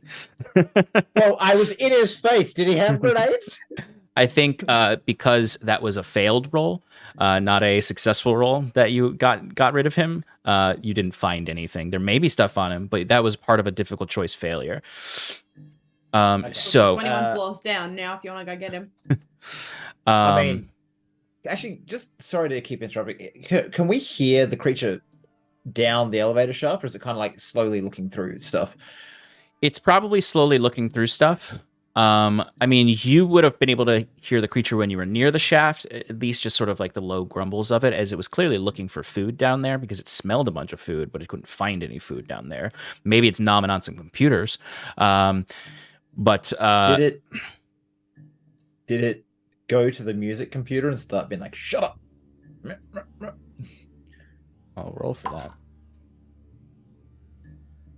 I'll say yes, it did, and I will resolve that in a moment. I want to get through all of these first. Sorry. So, Um, Astrid, real quick. Yeah. So you're using loosen to loosen everything to get it to a point when you can do an action to get the door to open completely, essentially. Yeah. Okay, Yeah. so I'll ask for a roll there, and I'm going to give you advantage because you used loosen to get this opportunity.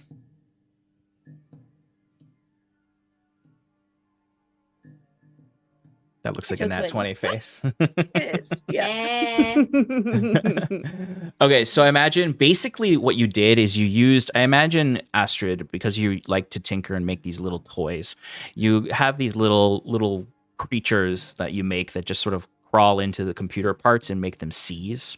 And that's what I'll say this, or crawl into spaces and make them seize up, as if they were being statically shocked. And you do this, and the door just sort of like starts to like as you can tell, this is a door that opens sideways. It's an automatic door. It's not a push and pull. As it just as it's pushing back and forth, you're able to put an arm on it and get inside of it then, and then tinker away at it, and then the door opens and stays open. Yeah.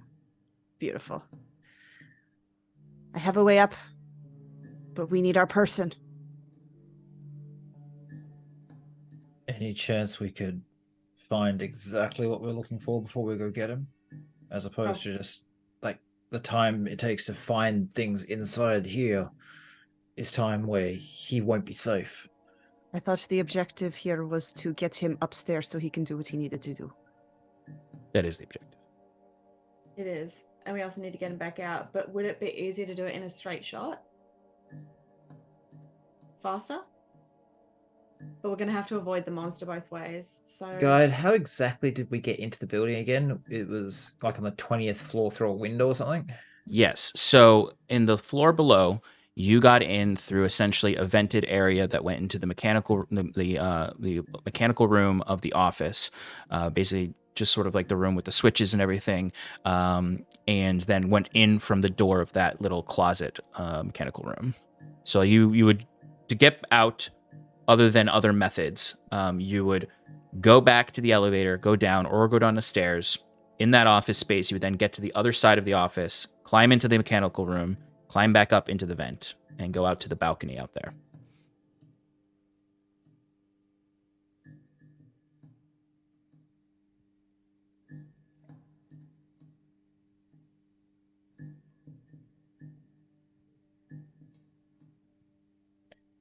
Do we want to take a look upstairs first, just to be sure there's not any more of these things?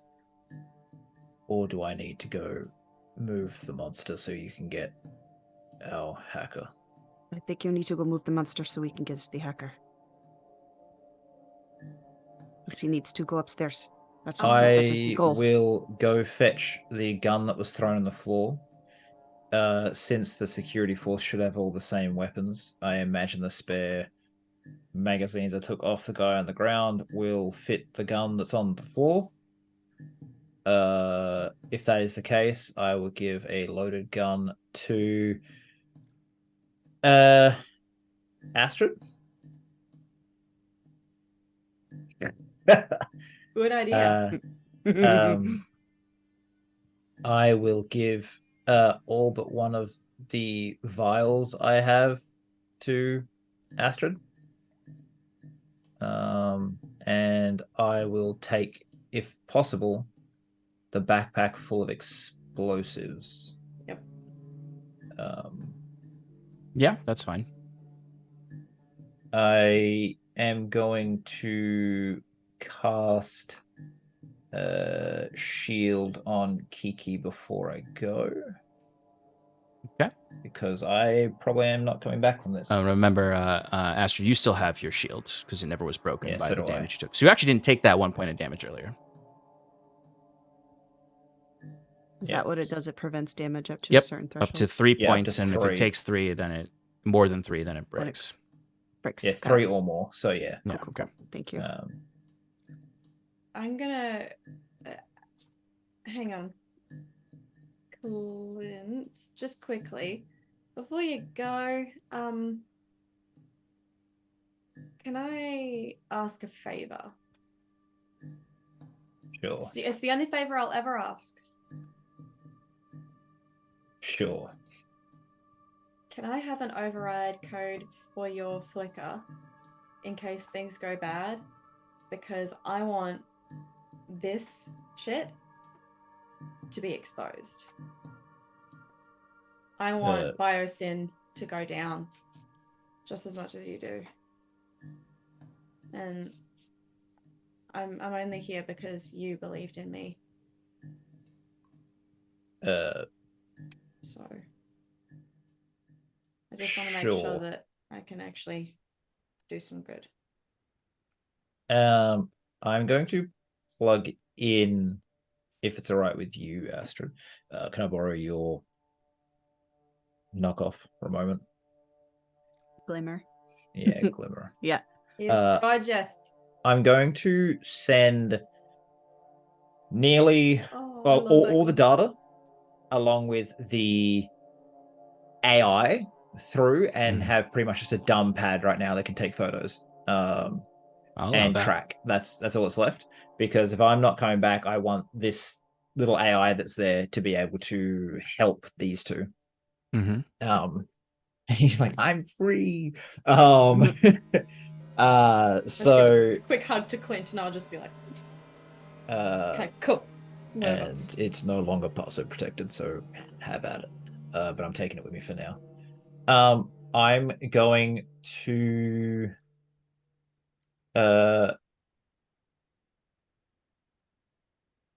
pretty much just wait, I guess, until they're ready to go. You all hear a loud explosion. Yeah. The music stops from down below. As you hear a roar as the creature has been wounded. I just turn to them and be like, all right. It's go time. Go and then you hear down the hall, the creature is in the elevator shaft right now, and it has crawled up and stopped halfway through. Oh, I was about to go jump down that elevator shaft. Fucking go. Yeah, I'm going to stand at the edge and shoot it twice in the face. Actually, before I do, I'm going to send a message telepathically. Wait, you can do that? Are you intelligent? Speak to me. Ooh. You can do that? What ability is this? Sigil. Sigil is amazing. Sigil is a very good good one ability has lure, repel, alert, and message, and I can use them on the same magnet. Excellent. It is another 2, so I imagine that little. Yeah, we should take a break. Yeah, we'll take a break right now because otherwise we're going to get. Yeah. I was going to take a break like 10. I was going to take a break like 10 minutes ago, but then we started to do a bunch of things. I'm so sorry that I keep interrupting and adding things. We get excited. Okay, so as you would hear this, you send this "Are you intelligent?" through, you would get a response in your mind or like through. I imagine it's all through this little device you have, where it's almost like you can see like this wave, like almost the air gets distorted as it's like sending your thoughts through, as you would almost like I imagine have it up to your head, and then you would hear back,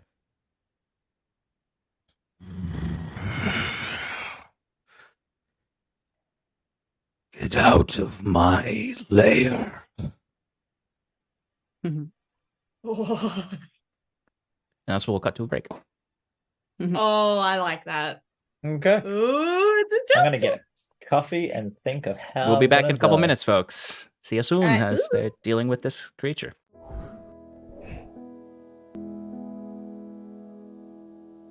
Welcome back, everybody, to Horrors in the Biozyn Research Center. Not Adrift in Aldalore. A special Ardenquest story, a Paradice production. Our mercenaries have found themselves in a few pickles tonight. Some due to just coincidence, and others due to the positioning of things. They have left their biohacker barricaded in an office down below for his own protection. But then, in a series of both fortunate and unfortunate events, led the Franken-dragon that you seem to be engaging with down below to be sniffing around for food that he can't see or feel, but only smell. And now he seems to have been playing around and triggered one of your traps that you set, Clint, as an explosive grenade has wounded the creature and is retreating back, probably to its nest, but seems to have been stopped by perhaps what it thought was the source of the smell of delicious meat, the dead guard down the elevator shaft. It is a moment of pause as you hear the creature breathing heavy inside this elevator shaft, potentially curled around the dead guard, as the three of you are inside the lab above. You hear all of this. You hear the crawling up. You have a plan. Perhaps it's not exactly how you originally planned it, but Clint is going to distract the creature while Kiki and Astrid retrieve the hacker to bring him back up. So, to start off with, Clint, I'm going to do... Actually, no, let's roll an actual initiative to see how we're going to... Who's going to go first? We had said right after the break started, you said to me, you have 4 more words. That's true. I did say that. I'm sorry. I completely forgot that that's how we ended.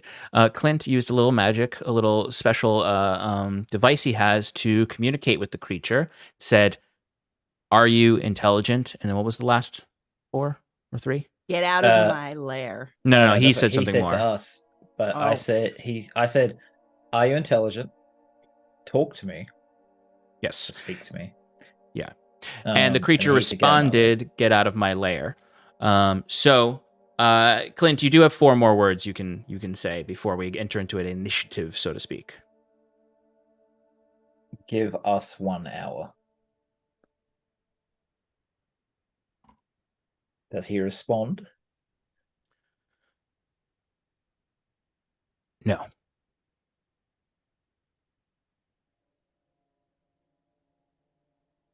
So we're rolling initiative. Yes.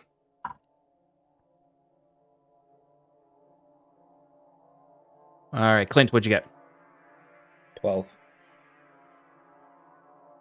Sass? Not Sass. Astrid 8. and Kiki. 11. All right, so we have Clint up first, Kiki, then Astrid. So, Clint, what do you do? I have Yes. I have a question, but I don't know if I should wait. If this will be for save it on my turn. So this is not combat. What- This is more of a little looser. just- This is like a skill yeah. encounter almost. Okay. A skill challenge. All right. When I open the door for You the just staircase, need some structure does it to have... get through it. Yeah, that makes sense. Does the staircase lead just up, or is it Nope, up it goes and down? down too. Because when you were Cool. down Okay, below, you thank you. noticed a stairway, and you just couldn't get into Yeah. it downstairs. This is the same stairway. Got it. Okay, cool. Thank you. So Mhm. I'm going to tell the girls,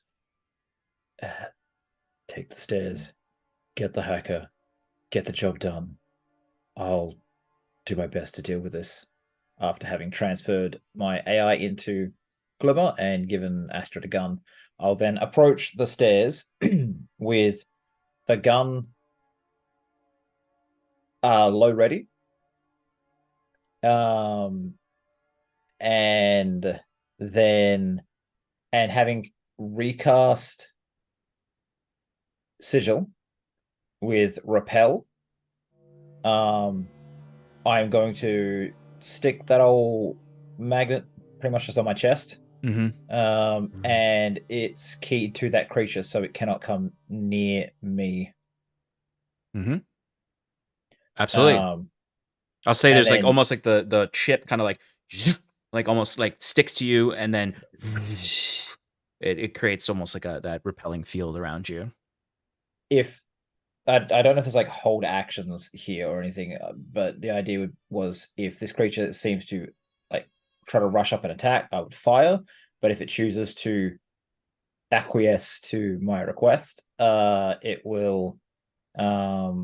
I will leave it alone. I'm just I've said, give us an hour, and I'm kind of like making myself known, but I'm also you're stepping up there to be like, this is who's speaking to you in a sort of way, and see what happens. I do allow holding actions in this sense. Trying to be respectful, trying to hold it together, sort of terrified.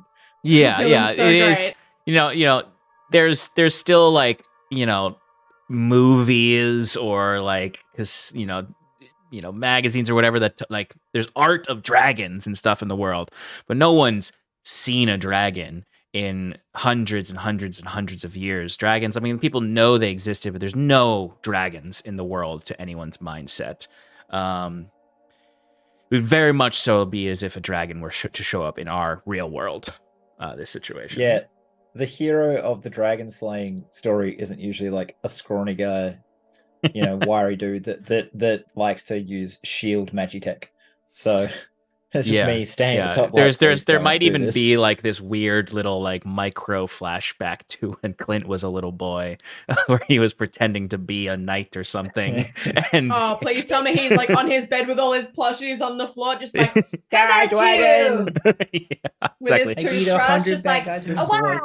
Long before Clint's imagination was destroyed by the corporate structures of Corvault and the anti-establishment feelings as he joined the Whisperer gang, he was a little boy who liked to play with plushies and dragons and imagine a world fantastical of an adventurer, a world that this world used to be. As you're standing up there, okay, holding your action for the reaction of the dragon creature, Kiki, what are you doing? I am preparing to go with Astrid to go and get this guy. Clint, you two are right next to each other in initiative, so if you two want to like go at the same time, you can, and talk to each other even. But Clint has gone out into the hallway basically and is standing by the elevator shaft. Yeah. Kiki, do you feel comfortable going downstairs and using? Do you have this ability to loosen this? To do what I did with that's the one of my favorites. Yeah. Great. Do you want to go downstairs and do that? I know that's close to the creature, and do you feel brave enough to do that? You feel okay? Yeah. Are you sure? Because I can go. I don't. It does not bother me. I can go. I can do this. Okay. Then I will stay up here and hold this door. Open that door, and then. Okay, so I'll wait for your signal. Yeah. Kind of. Open door. Go. Unlock. Blah. Guide. If yes. do I have to stay here and like hold the keypad, or is it? Just No. You got it. You opened it. This door is open now. The one thing is that it's like basically you've killed the door. Like if you needed to close it, you would have to rehack into it essentially. Okay. All right. So how about this? We go down the stairs and you open the door. I will run. I will get our person, and then we all go up the stairs together. Okay. So no chaos ball. Last resort. Easy. Done. I'll open the doors. How do I do that? You cast loosen on the door and then basically go in with your anything you have. Just what I saw her do before. Yeah, like I mean, you can flavor it however you want, but like basically you cast loosen and then you have to make a roll to get the door open, but you'll have with advantage because it's basically loosen just makes the door like malfunction, and then you do something to break it down so that it stays open. And that can Yeah, be got however it. you want to flavor that. Yeah, got it. Okay, I'm All gonna right. dash over to the stairs to head down. All right. It's 2 action point or adventure points for Lucen, right? Okay. That'll cost 2 Yes. adventure points, and go ahead and give me a roll with advantage to permanently open the door. Otherwise, Astrid might have to squeeze through a small slot. First roll is gonna have to be the one. 17. 17. Second roll was a 2. Excellent. Thank goodness. So as you get down there, you hear the dragon kind of like that low growl as Clint gets up to the elevator shaft to look down, waiting for its reaction. You get the door open. Astrid, not Sass. Astrid, you are. What else do you do? Like you're like there with her. Do you creep in or dart in? You know exactly where the guy is. Yeah, so I imagine we're standing at the door. I'm like kind of like out of habit. I'm not it's not against Kiki at all. I'm just like tapping my foot, just like ready, like almost like it's a soothing thing for me. And then as soon as the door opens, I've got the gun out in front of me and I am darting towards the laser focused towards this person. Excellent. So a few things to do here. Kiki, one of your heroes is there tapping their foot as you're working on this project. It perhaps is causing a level of stress, but also anxiety and also maybe a little pride. As you successfully get this door open, it's sort of like utilizing sort of some technology and whatever you're doing, and then it opens, and then Astrid kind of imagine you guys take a moment, look. Maybe Astrid doesn't look at you, but you're looking at Astrid for approval. I'm just like. I'll maybe like give like a side. I won't like look fully at you because eye contact's hard, but I will look at you and just like a nod, and then I'm out. I'll just be like, I can do this. As Kiki, I'm going to give you I know this is not a part of Quest, but I'm going to give you a point of inspiration. It's your game, man. You do what you want. All right. So yes, Astrid, you dart into the room and you know exactly where the guy is. But that is your turn. It's gonna be on the next round that you get him and pull him up. Yep. And it is the genetically created dragon, the Franken dragon down below. Joy. I almost called you Kurt. Clint. Excuse me. The biggest insult you could possibly. That's why Clint really didn't like Kurt. It's because he had his father's name. But anyway, you're staring down at this dragon on its turn as it is sort of. You can tell that before you stepped up and spoke to it, it was like it had literally stopped at the source of food it found, and almost like it has a short attention span. Like as soon as like it suffered and was fleeing an explosion, and then it was like food is in front of me, and then it heard you say something, and maybe that it was so distracted by the person, the body of the guard, that it didn't respond. You can see it grabbing the guard and pulling it close to its chest, holding with one arm, as it looks up and makes eye contact with you, as it sort of realizes what you have said to it. And there's this moment of quiet as it stares up, and you see the other arm as it starts to pull itself up towards you, getting closer. Does it seem to be like salivating, aggressive, or is it just kind of like sort of like when you kind of approach a cat, it kind of just watches you and keeps moving, sort of thing? So it is more so salivating aggressively. But it's also holding food. Is its entire turn just moving up, or is it me having to make a choice if I'm going to shoot it right now? I'm going to say it's you having to make a choice. Basically, what I'm going to say is this thing is a creature that has a scarcity mindset. It doesn't know when food will come or where food is, and it will not give up on food. Well, since it can't actually approach me because I have repel up, This is kind of dumb. I'm going to hold the shot.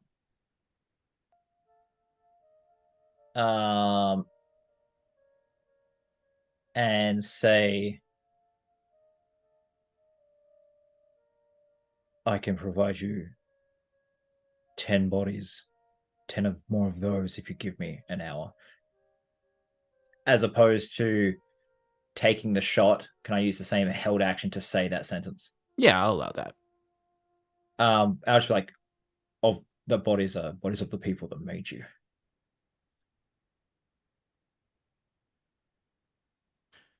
Roll me a d20. As the creature's getting close enough to the point where it will be able to 19. possibly strike. Okay. So, you know this creature can understand spoken language as you were communicating with it. It looks at you and it does freeze. The creature was clearly about to, at lunch, was its next move.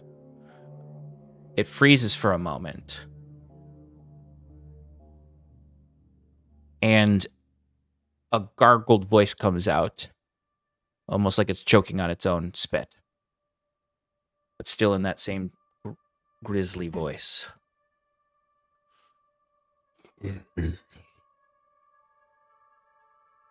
You have till I finish this meal.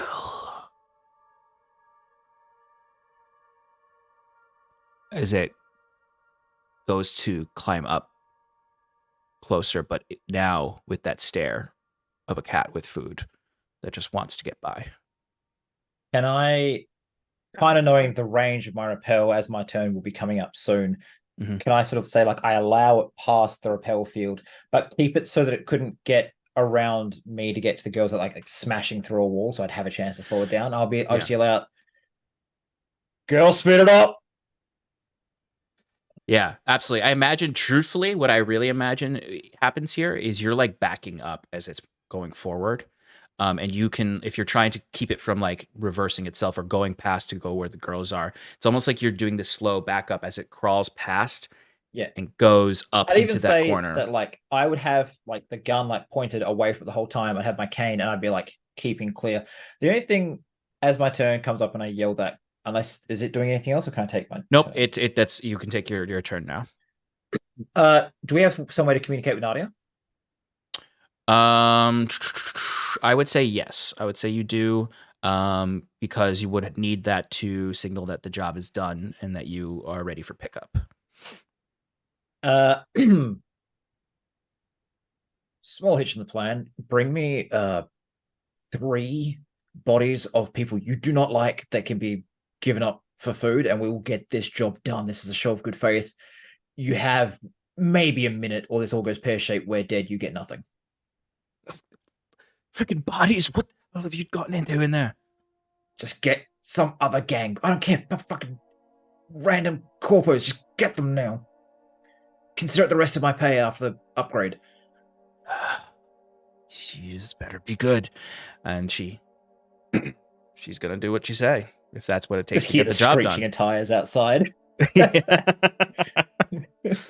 As we can kind of come loosely off of this initiative, since the creature is no longer, at least while he's eating, he will be non-hostile, not an ally, but non-hostile. As you see him slowly bring that body up into that corner nest. As downstairs, Astrid and Kiki, Kiki, you're at the door. Astrid, you're at the office. You can open it up and acquire your hacker. Yep. I imagine, like, did he barricade it from the, probably did it from the outside. So I'll just like open the door and like maybe try and like kick something inside. Let's go. You see, like, and also, first of all, in this space, there's just sort of like where like papers that flew everywhere as that whole desk is just disassembled, and computer parts are flashing all over the place. As you see him in there, and he's just sort of like, "What the hell were you doing in there? What was that sound?" Later, not important. Now we need to move now, quickly. And I imagine you just Faster. grab him and drag him along as you have your hacker. Go up the stairs. Yep. Kiki, are you able to close? Well, I guess it doesn't matter. Well, do we know? Do we know do we know that the thing went upstairs? Is it upstairs? Or is it still downstairs? You need to go upstairs anyway. It is Yep. it is upstairs. Like you heard it climb up Okay. into All right. the next floor. Okay. But All right. you also heard Clint yell down, "Hurry it up!" Yeah. But then you didn't hear any gunshots or bombs go off, so you can imagine that was like Yeah. "We're good, Yeah, let's yeah, go." Let's Yeah. go. So we're gonna go up 1 flight, 2 flights to the. So let's just say you all meet up by the door, and you're in the middle, and you can all be together, and then go up to Got it. Okay. to the 3rd floor. Unless Clint, you want to stay down there. I'm gonna stay here and just I'm gonna say to Kiki, I know on previous jobs you've had ways to break everything. Could you maybe shatter all the office windows so we can make a really, really quick getaway if we have to? Oh yeah. You have that little bouncy ball thing, right? Yeah, I'm on it. Okay. Cool. It will break everything. Yeah, So but only Kiki down there. Kiki can head back down to the offices. Astrid, you can head up to the next floor up, and Clint, I almost said Kurt again. Clint, you stay at the in the labs where you can unfortunately hear the chomping. Press. Yeah. So I'll take Awesome. what's his name? Is it Zeb? It is Zeb. Zeb. Yes. Zeb. Yeah, I'll take Zeb upstairs. Okay. So you get up to the next floor where there is another keycard door. But this time, Zeb gets to it. And you see Zeb immediately sort of like pulls out his materials. I am intently watching as he does it. Like I get uncomfortably close to the You're like keypad breathing on the screen. Yeah. And he's just like, Yeah. "Ugh." Exactly. As you do that, he like kind of like brings a hand up and pushes your face away. As he's just like Unfazed. I'm still watching, but I'd stay. he starts working. It's going to take a second. This is not like the door down there with your little tricks. This is serious security door. That's It's fine. gonna require a little bit. Show me how it works. Show me I don't how it have works. time to teach and get it done. Well, then As it's just you just see fucking like do it and I will watch it. all right. It's just going to take some time. That's as fast as you can go. We don't have a lot of time. Well, if you keep yapping, I'm not going to be able to get it done fast. You're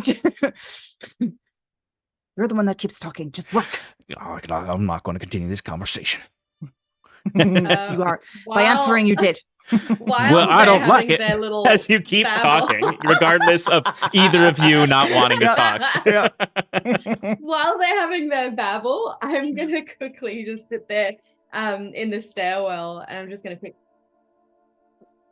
run back into the office, and I'm gonna rub my hands together, summon my little chaos ball. I imagine She's making the mark. I imagine Kiki, She's it's like calling. it's like as you're rubbing your hands together, it's like you're almost like rubbing the dried paint off your hands to form this little ball. Exactly. And that I'm the getting latent all like that That's cool. fleck and lacquer into a little ball, like a rubber band ball made out of bits of sticky lacquer. And That's I'm just cool. and then I'm gonna. She's ready for the pitch. She's lining up. And I'm gonna let it go, and I'm gone. Yeah, I imagine it's all like under Kiki's breath, like actually making that noise Yeah. of a pitcher. Yeah, as she's there's like these, hyping herself up. as I imagine Kiki, you have like sort of like maybe like 2 like bracelets that have like sort of some tech in them that instantly charge this little lacquer ball up with the chaos that you are unleashing as you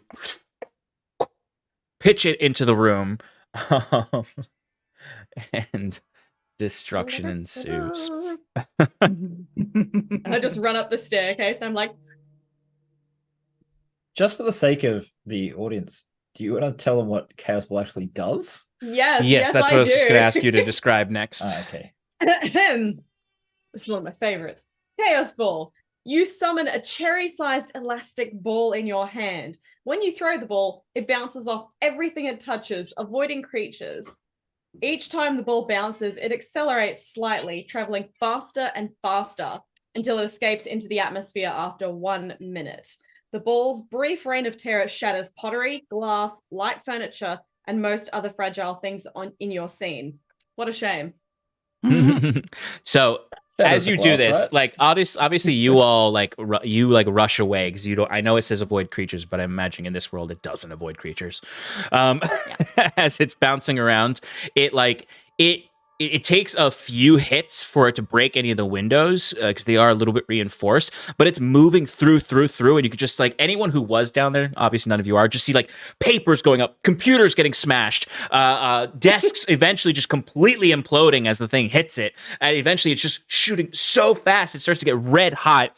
As at one point it just bounces off a wall, cracks one window, bounces back, and shatters through the next one, and just all that glass goes out, and the ball just goes off into the distance somewhere to bounce off the next surface it hits and continue for another couple of seconds. as in the distance. It's just I'll just be Right. like, oh no. It's gained enough momentum that it just crashes into like the side of another building, leaving a crater in it. or there's like poster a of my flying dad's car face going just, by. eh. Oh, you know what? I'm gonna say that's what happens. It's There's the that. same.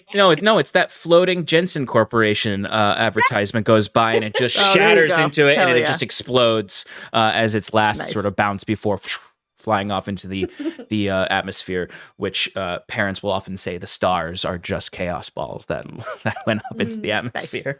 I'm just Love it. standing there at the top of the stairway, just like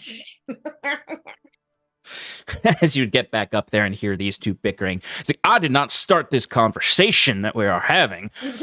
But you are continuing it by continuing to answer my questions. I Uh-huh. broke Or a not computer. answer my sentences. I broke some technology. Well done. That's great. Can you work As- any faster? I was about to let that conversation die as she interrupted because it brought a new energy into the space, but you would now poison that energy again. Please do not That's what distract I me. do.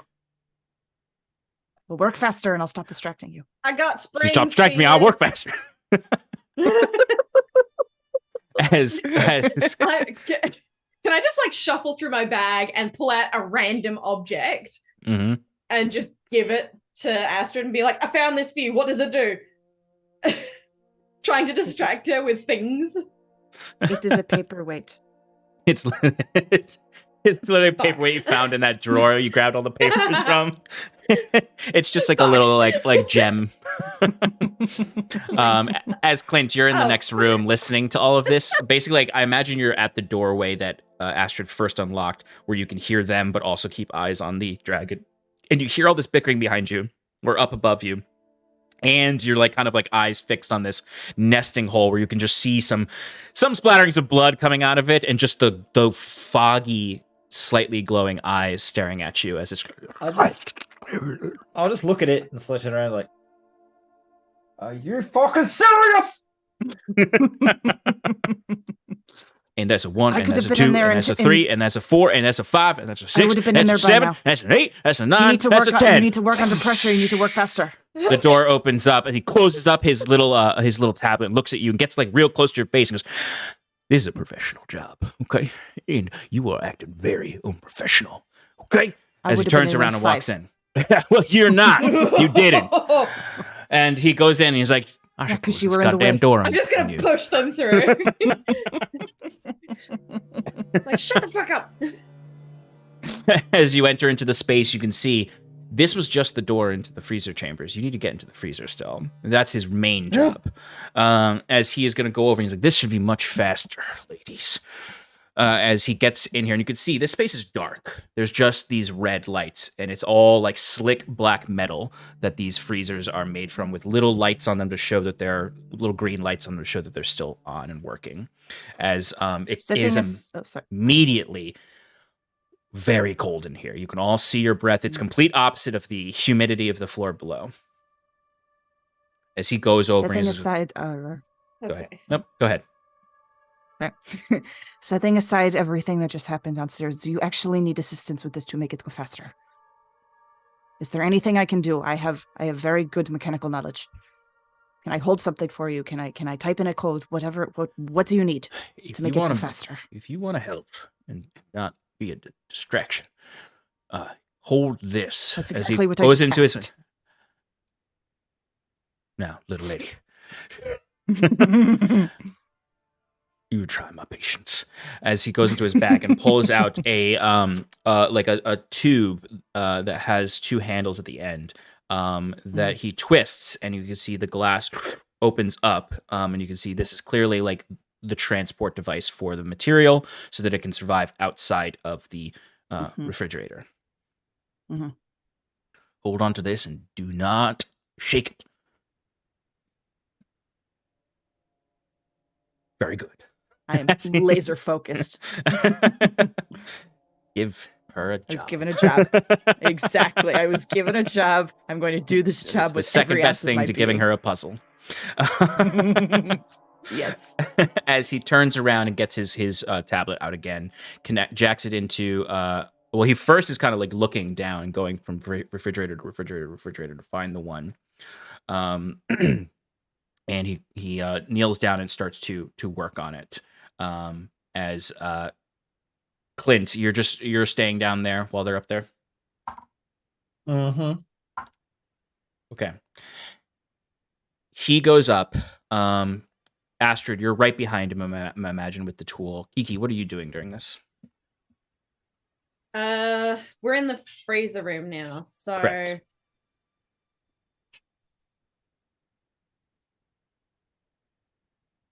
oh yeah. I'm actually gonna have a look for the security camera system here. Is there one in this freezer room? 100%. You can absolutely see little cameras up in the corners at any position to see through the. This is like it's a very creepy room because it is somewhat of a labyrinth of these cells, these freezers, and you can see it's kind of like there's a direct like lined hallway and then rows that go up. Gotcha. Rows? Perfect. Rows. Cool. Yeah, rows and then like another hallway on the other end of the rows. Okay. I am going to... Is there a ladder anywhere that I can see for like maintenance? Oh yeah, absolutely. Cool. I'm grabbing that ladder. I'm going over to the top of the start of the row. I imagine these are close enough that I could probably like step between these like tubes or columns or whatever they are. Yeah. Cool. Eyeballing the camera, I'm going to line it. So see which ones it's pointing at, or is it generally a sweep? It's a sweep more so. It's a sweep? Cool. I'm just going to take off my hat. And I'm going to spray paint "fuck Biozyn" on the tops. I love it. I love it. And then at the end of it, and I'll just bow. And if I have time, I'm going to steal the camera and the cables. Ooh, yeah, absolutely. See if I can attach that somewhere. Yeah, I'm gonna say you absolutely have time as this guy's doing his it's gonna take him like five or so minutes to get through all of this. Awesome. As you can see, Astrid, like where you all are is by one of the larger freezers. And the doorway to this freezer is almost like a walk-in freezer at a restaurant. Like a person could step through and be inside this room more so than like pulling out a drawer freezer and pulling the sample. Like this might be the high security freezer for the most important DNA samples. And as he keeps like looking to you, Astrid, to make sure you've got the device ready, and then you suddenly I have not moved. I didn't say anything. The doors open, the freezer, and a bunch of sort of clouds come out as you would hear a shotgun cocked, as you would see the coldest man ever. There, like he's been in here long enough that his like skin is nearing blue. There's like frost in a mustache that he has. He's bald headed. He's clearly wearing the suit of a corpo, potentially the only corpo who was here when this went down. And he hid himself, ran away, left the guards behind to go hide in the freezers. As he heard you coming, he may have come in here to hide, but he seems to have a shotgun in his hands. He's like, That creature's dead down there. I'm up top As he holds, yeah. I'm gonna cast. I'm gonna use one of my adventure points and cast Loosen at this guy while he can't see me. Oh, I love it. So as I'm focusing all of it on this guy, I want to. I'm just imagining, and a gun comes apart, and he's like, That's what I'm trying to do. no, that is 100% what happens. Basically, I'm it's just like you're standing there and you hear them get their success. You hear the minor bickering before the door opens, smoke comes out. You hear the cocking of the gun, and you can catch him. And I imagine you sort of, even with those same, I feel like those same bracelets are what you use to cast this, as it's sort of a quick hack into the guy's whole situation, as he finishes cocking the gun and he's pointing and he goes, "That thing dead, I'm getting out of here." As then all like the buttons pop off of his suit. And like his like everything on him just starts to break. As he just as he just looks up at you, Astrid. Remember me? What do you do, Astrid? Actually, you've got the thing. I've got the thing. I'm gonna take one hand off and just go like this, and I'm gonna use my bedazzle ability. Oh yeah. And so, hold on, let me look at the actual description now that I have the correct guide up. All right. So you summon 4 prismatic bolts that sparkle brilliantly. You may direct each bolt toward any target that you see. So I would like to direct all 4 at this guy. Actually, no, I'm gonna hold up my hand and just go 1, 2, 3, 4 with my fingers. I love it. That's gonna be right. 4 action points to do it. Or adventure points. Yes.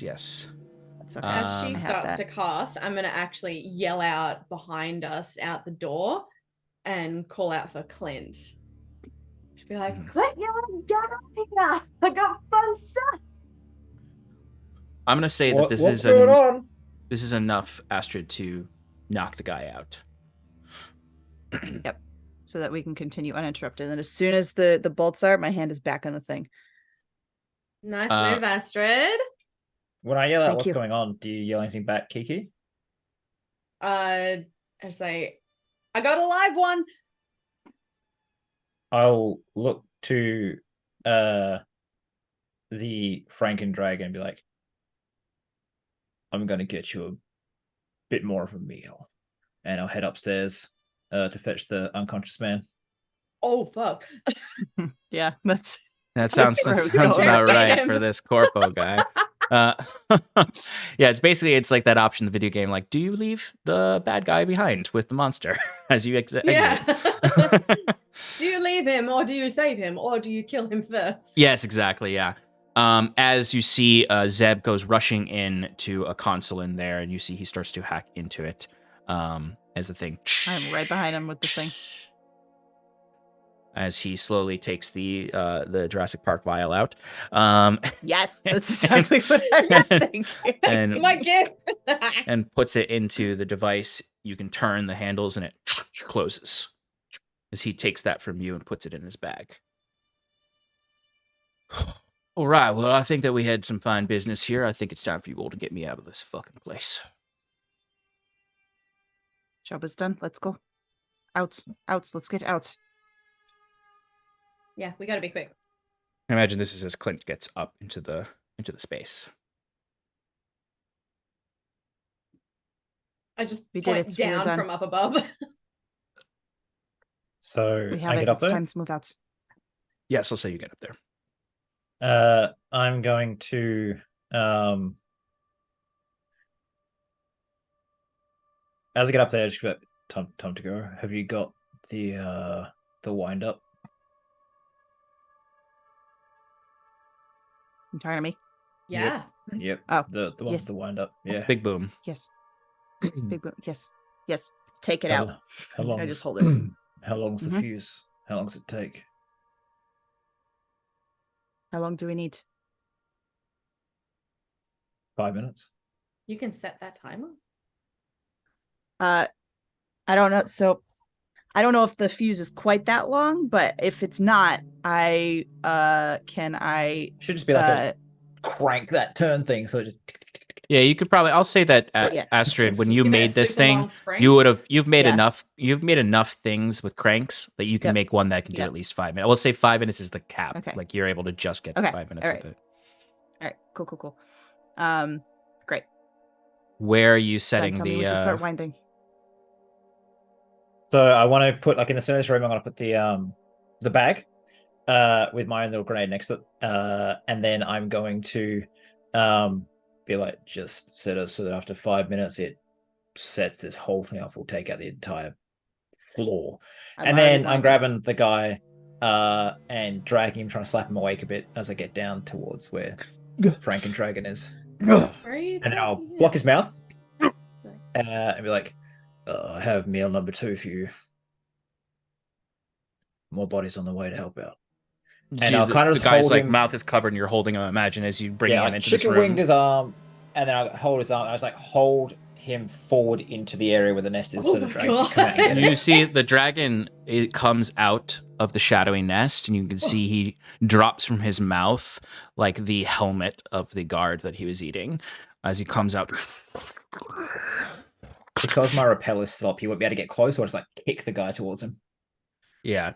Holy As you can see, like now that you're seeing the dragon, like you can see wherever the explosion of that grenade went off on its chest has been replaced with that chrome skin. Yeah.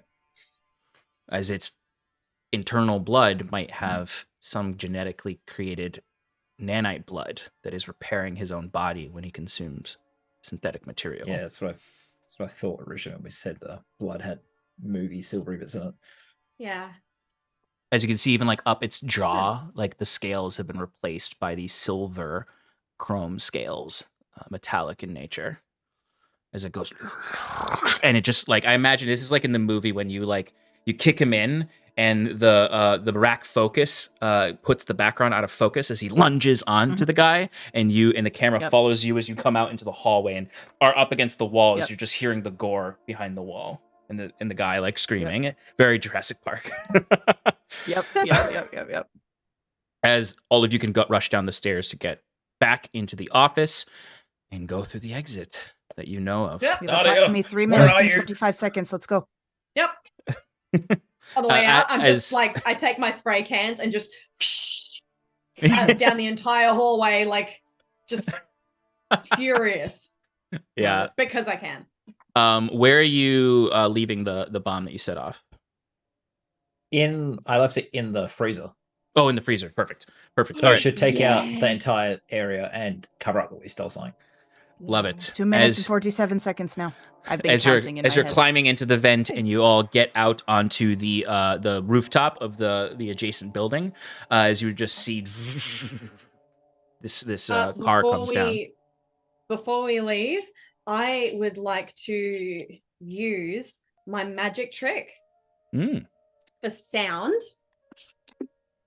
to one of the camera systems. Yeah, absolutely. And what do you do? I'm What going do to you say? send through an audio message in this sort of sound, make it sound like it's coming from a voicemail with my phone, to make it sound like a message from my dad. To say, I need you to go to Biozyn and cancel the last order. Oops. I made a mistake. Don't let anyone know it was my fault. Ooh. Okay. I like that.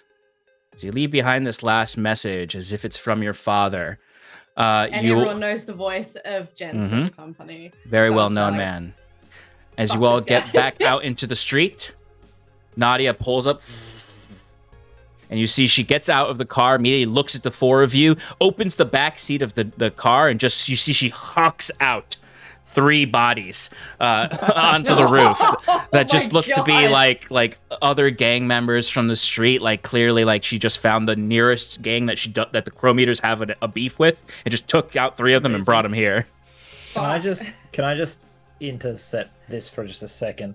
I was gonna, as I was running down, I was gonna say, Nadia, Stefan, we got much time, and say that, I broke some windows at the offices. You can pull up, get us out of here quicker, so we can like leave. The idea was to leave the bodies there, I see. and then I we see. get out there. Saves us Then time. I'll say the Also, exact if same the thing ex- happened, except she's throwing them off of her flying car into the window. The bonus to this is if the bomb goes off, they come and investigate, and a rival gang looks like they did it. I like Smart. that. Very smart. Okay. So basically, you all rush down. I'll amend my narration. You all rush down the stairs and look out the windows. You see the headlights of Nadia's car come by, like sort of across the windows of the office. So it sort of blinks, and then the headlights flash in as you come rushing there. She turns the car and she looks. And she actually, I imagine she presses a button. The back door opens, and she says, "Clint, drag the bodies out." Yeah, just fucking throw them into the room. As the car is like They're shaking very a little heavy as the to- weights. Yeah, throw bodies like that, but yep. You gotta get them in there somehow. I just told Nadia, look, we did it. It's all fucking done. And if anybody comes and investigates, Jensen fucked this up. She's like, I don't care. You got the product, right? As she looks to Yeah. Zeb, and Zeb nods, and you start to careen away as she drives very fast away. And as you're moving up a block or two, you all would hear a deafening as the building shakes from inside, and your explosive has gone off, destroying the genetic intellectual property and investments of the biosynth company. As there's, and it all kind of like just sort of echoes into the streets as the parade below is going on. Perhaps some people look up like, did you hear an explosion? As someone's like, yeah, it's All part of the whatever. show. Yeah, drink your drink. Whatever. Look, the new floats are Friday. coming. As you speed off. The three of you in the car now filled with adrenaline. As Nadia speeds off towards where you originally met to drop you off. You see the car, and as you get into that alleyway, you can see waiting there, cuts and bruises all over his body, leaning up against a wall, clearly with like beat the fuck up. And if he didn't have any of his cybernetics, it wouldn't certainly be a dead man. You see Kurt there, just sort of like leaning against, trying to like stretch as Nadia gets out of the car, and you all can get out as well. Zeb stays in. Well, good job. Payment will be waiting for you at the haggle. And then she looks to Clint. Your payment can be found at this address. And she hands you a piece of paper. Obliged. Careful with him. He's a bit of a shaky old doctor, but he can get the job done.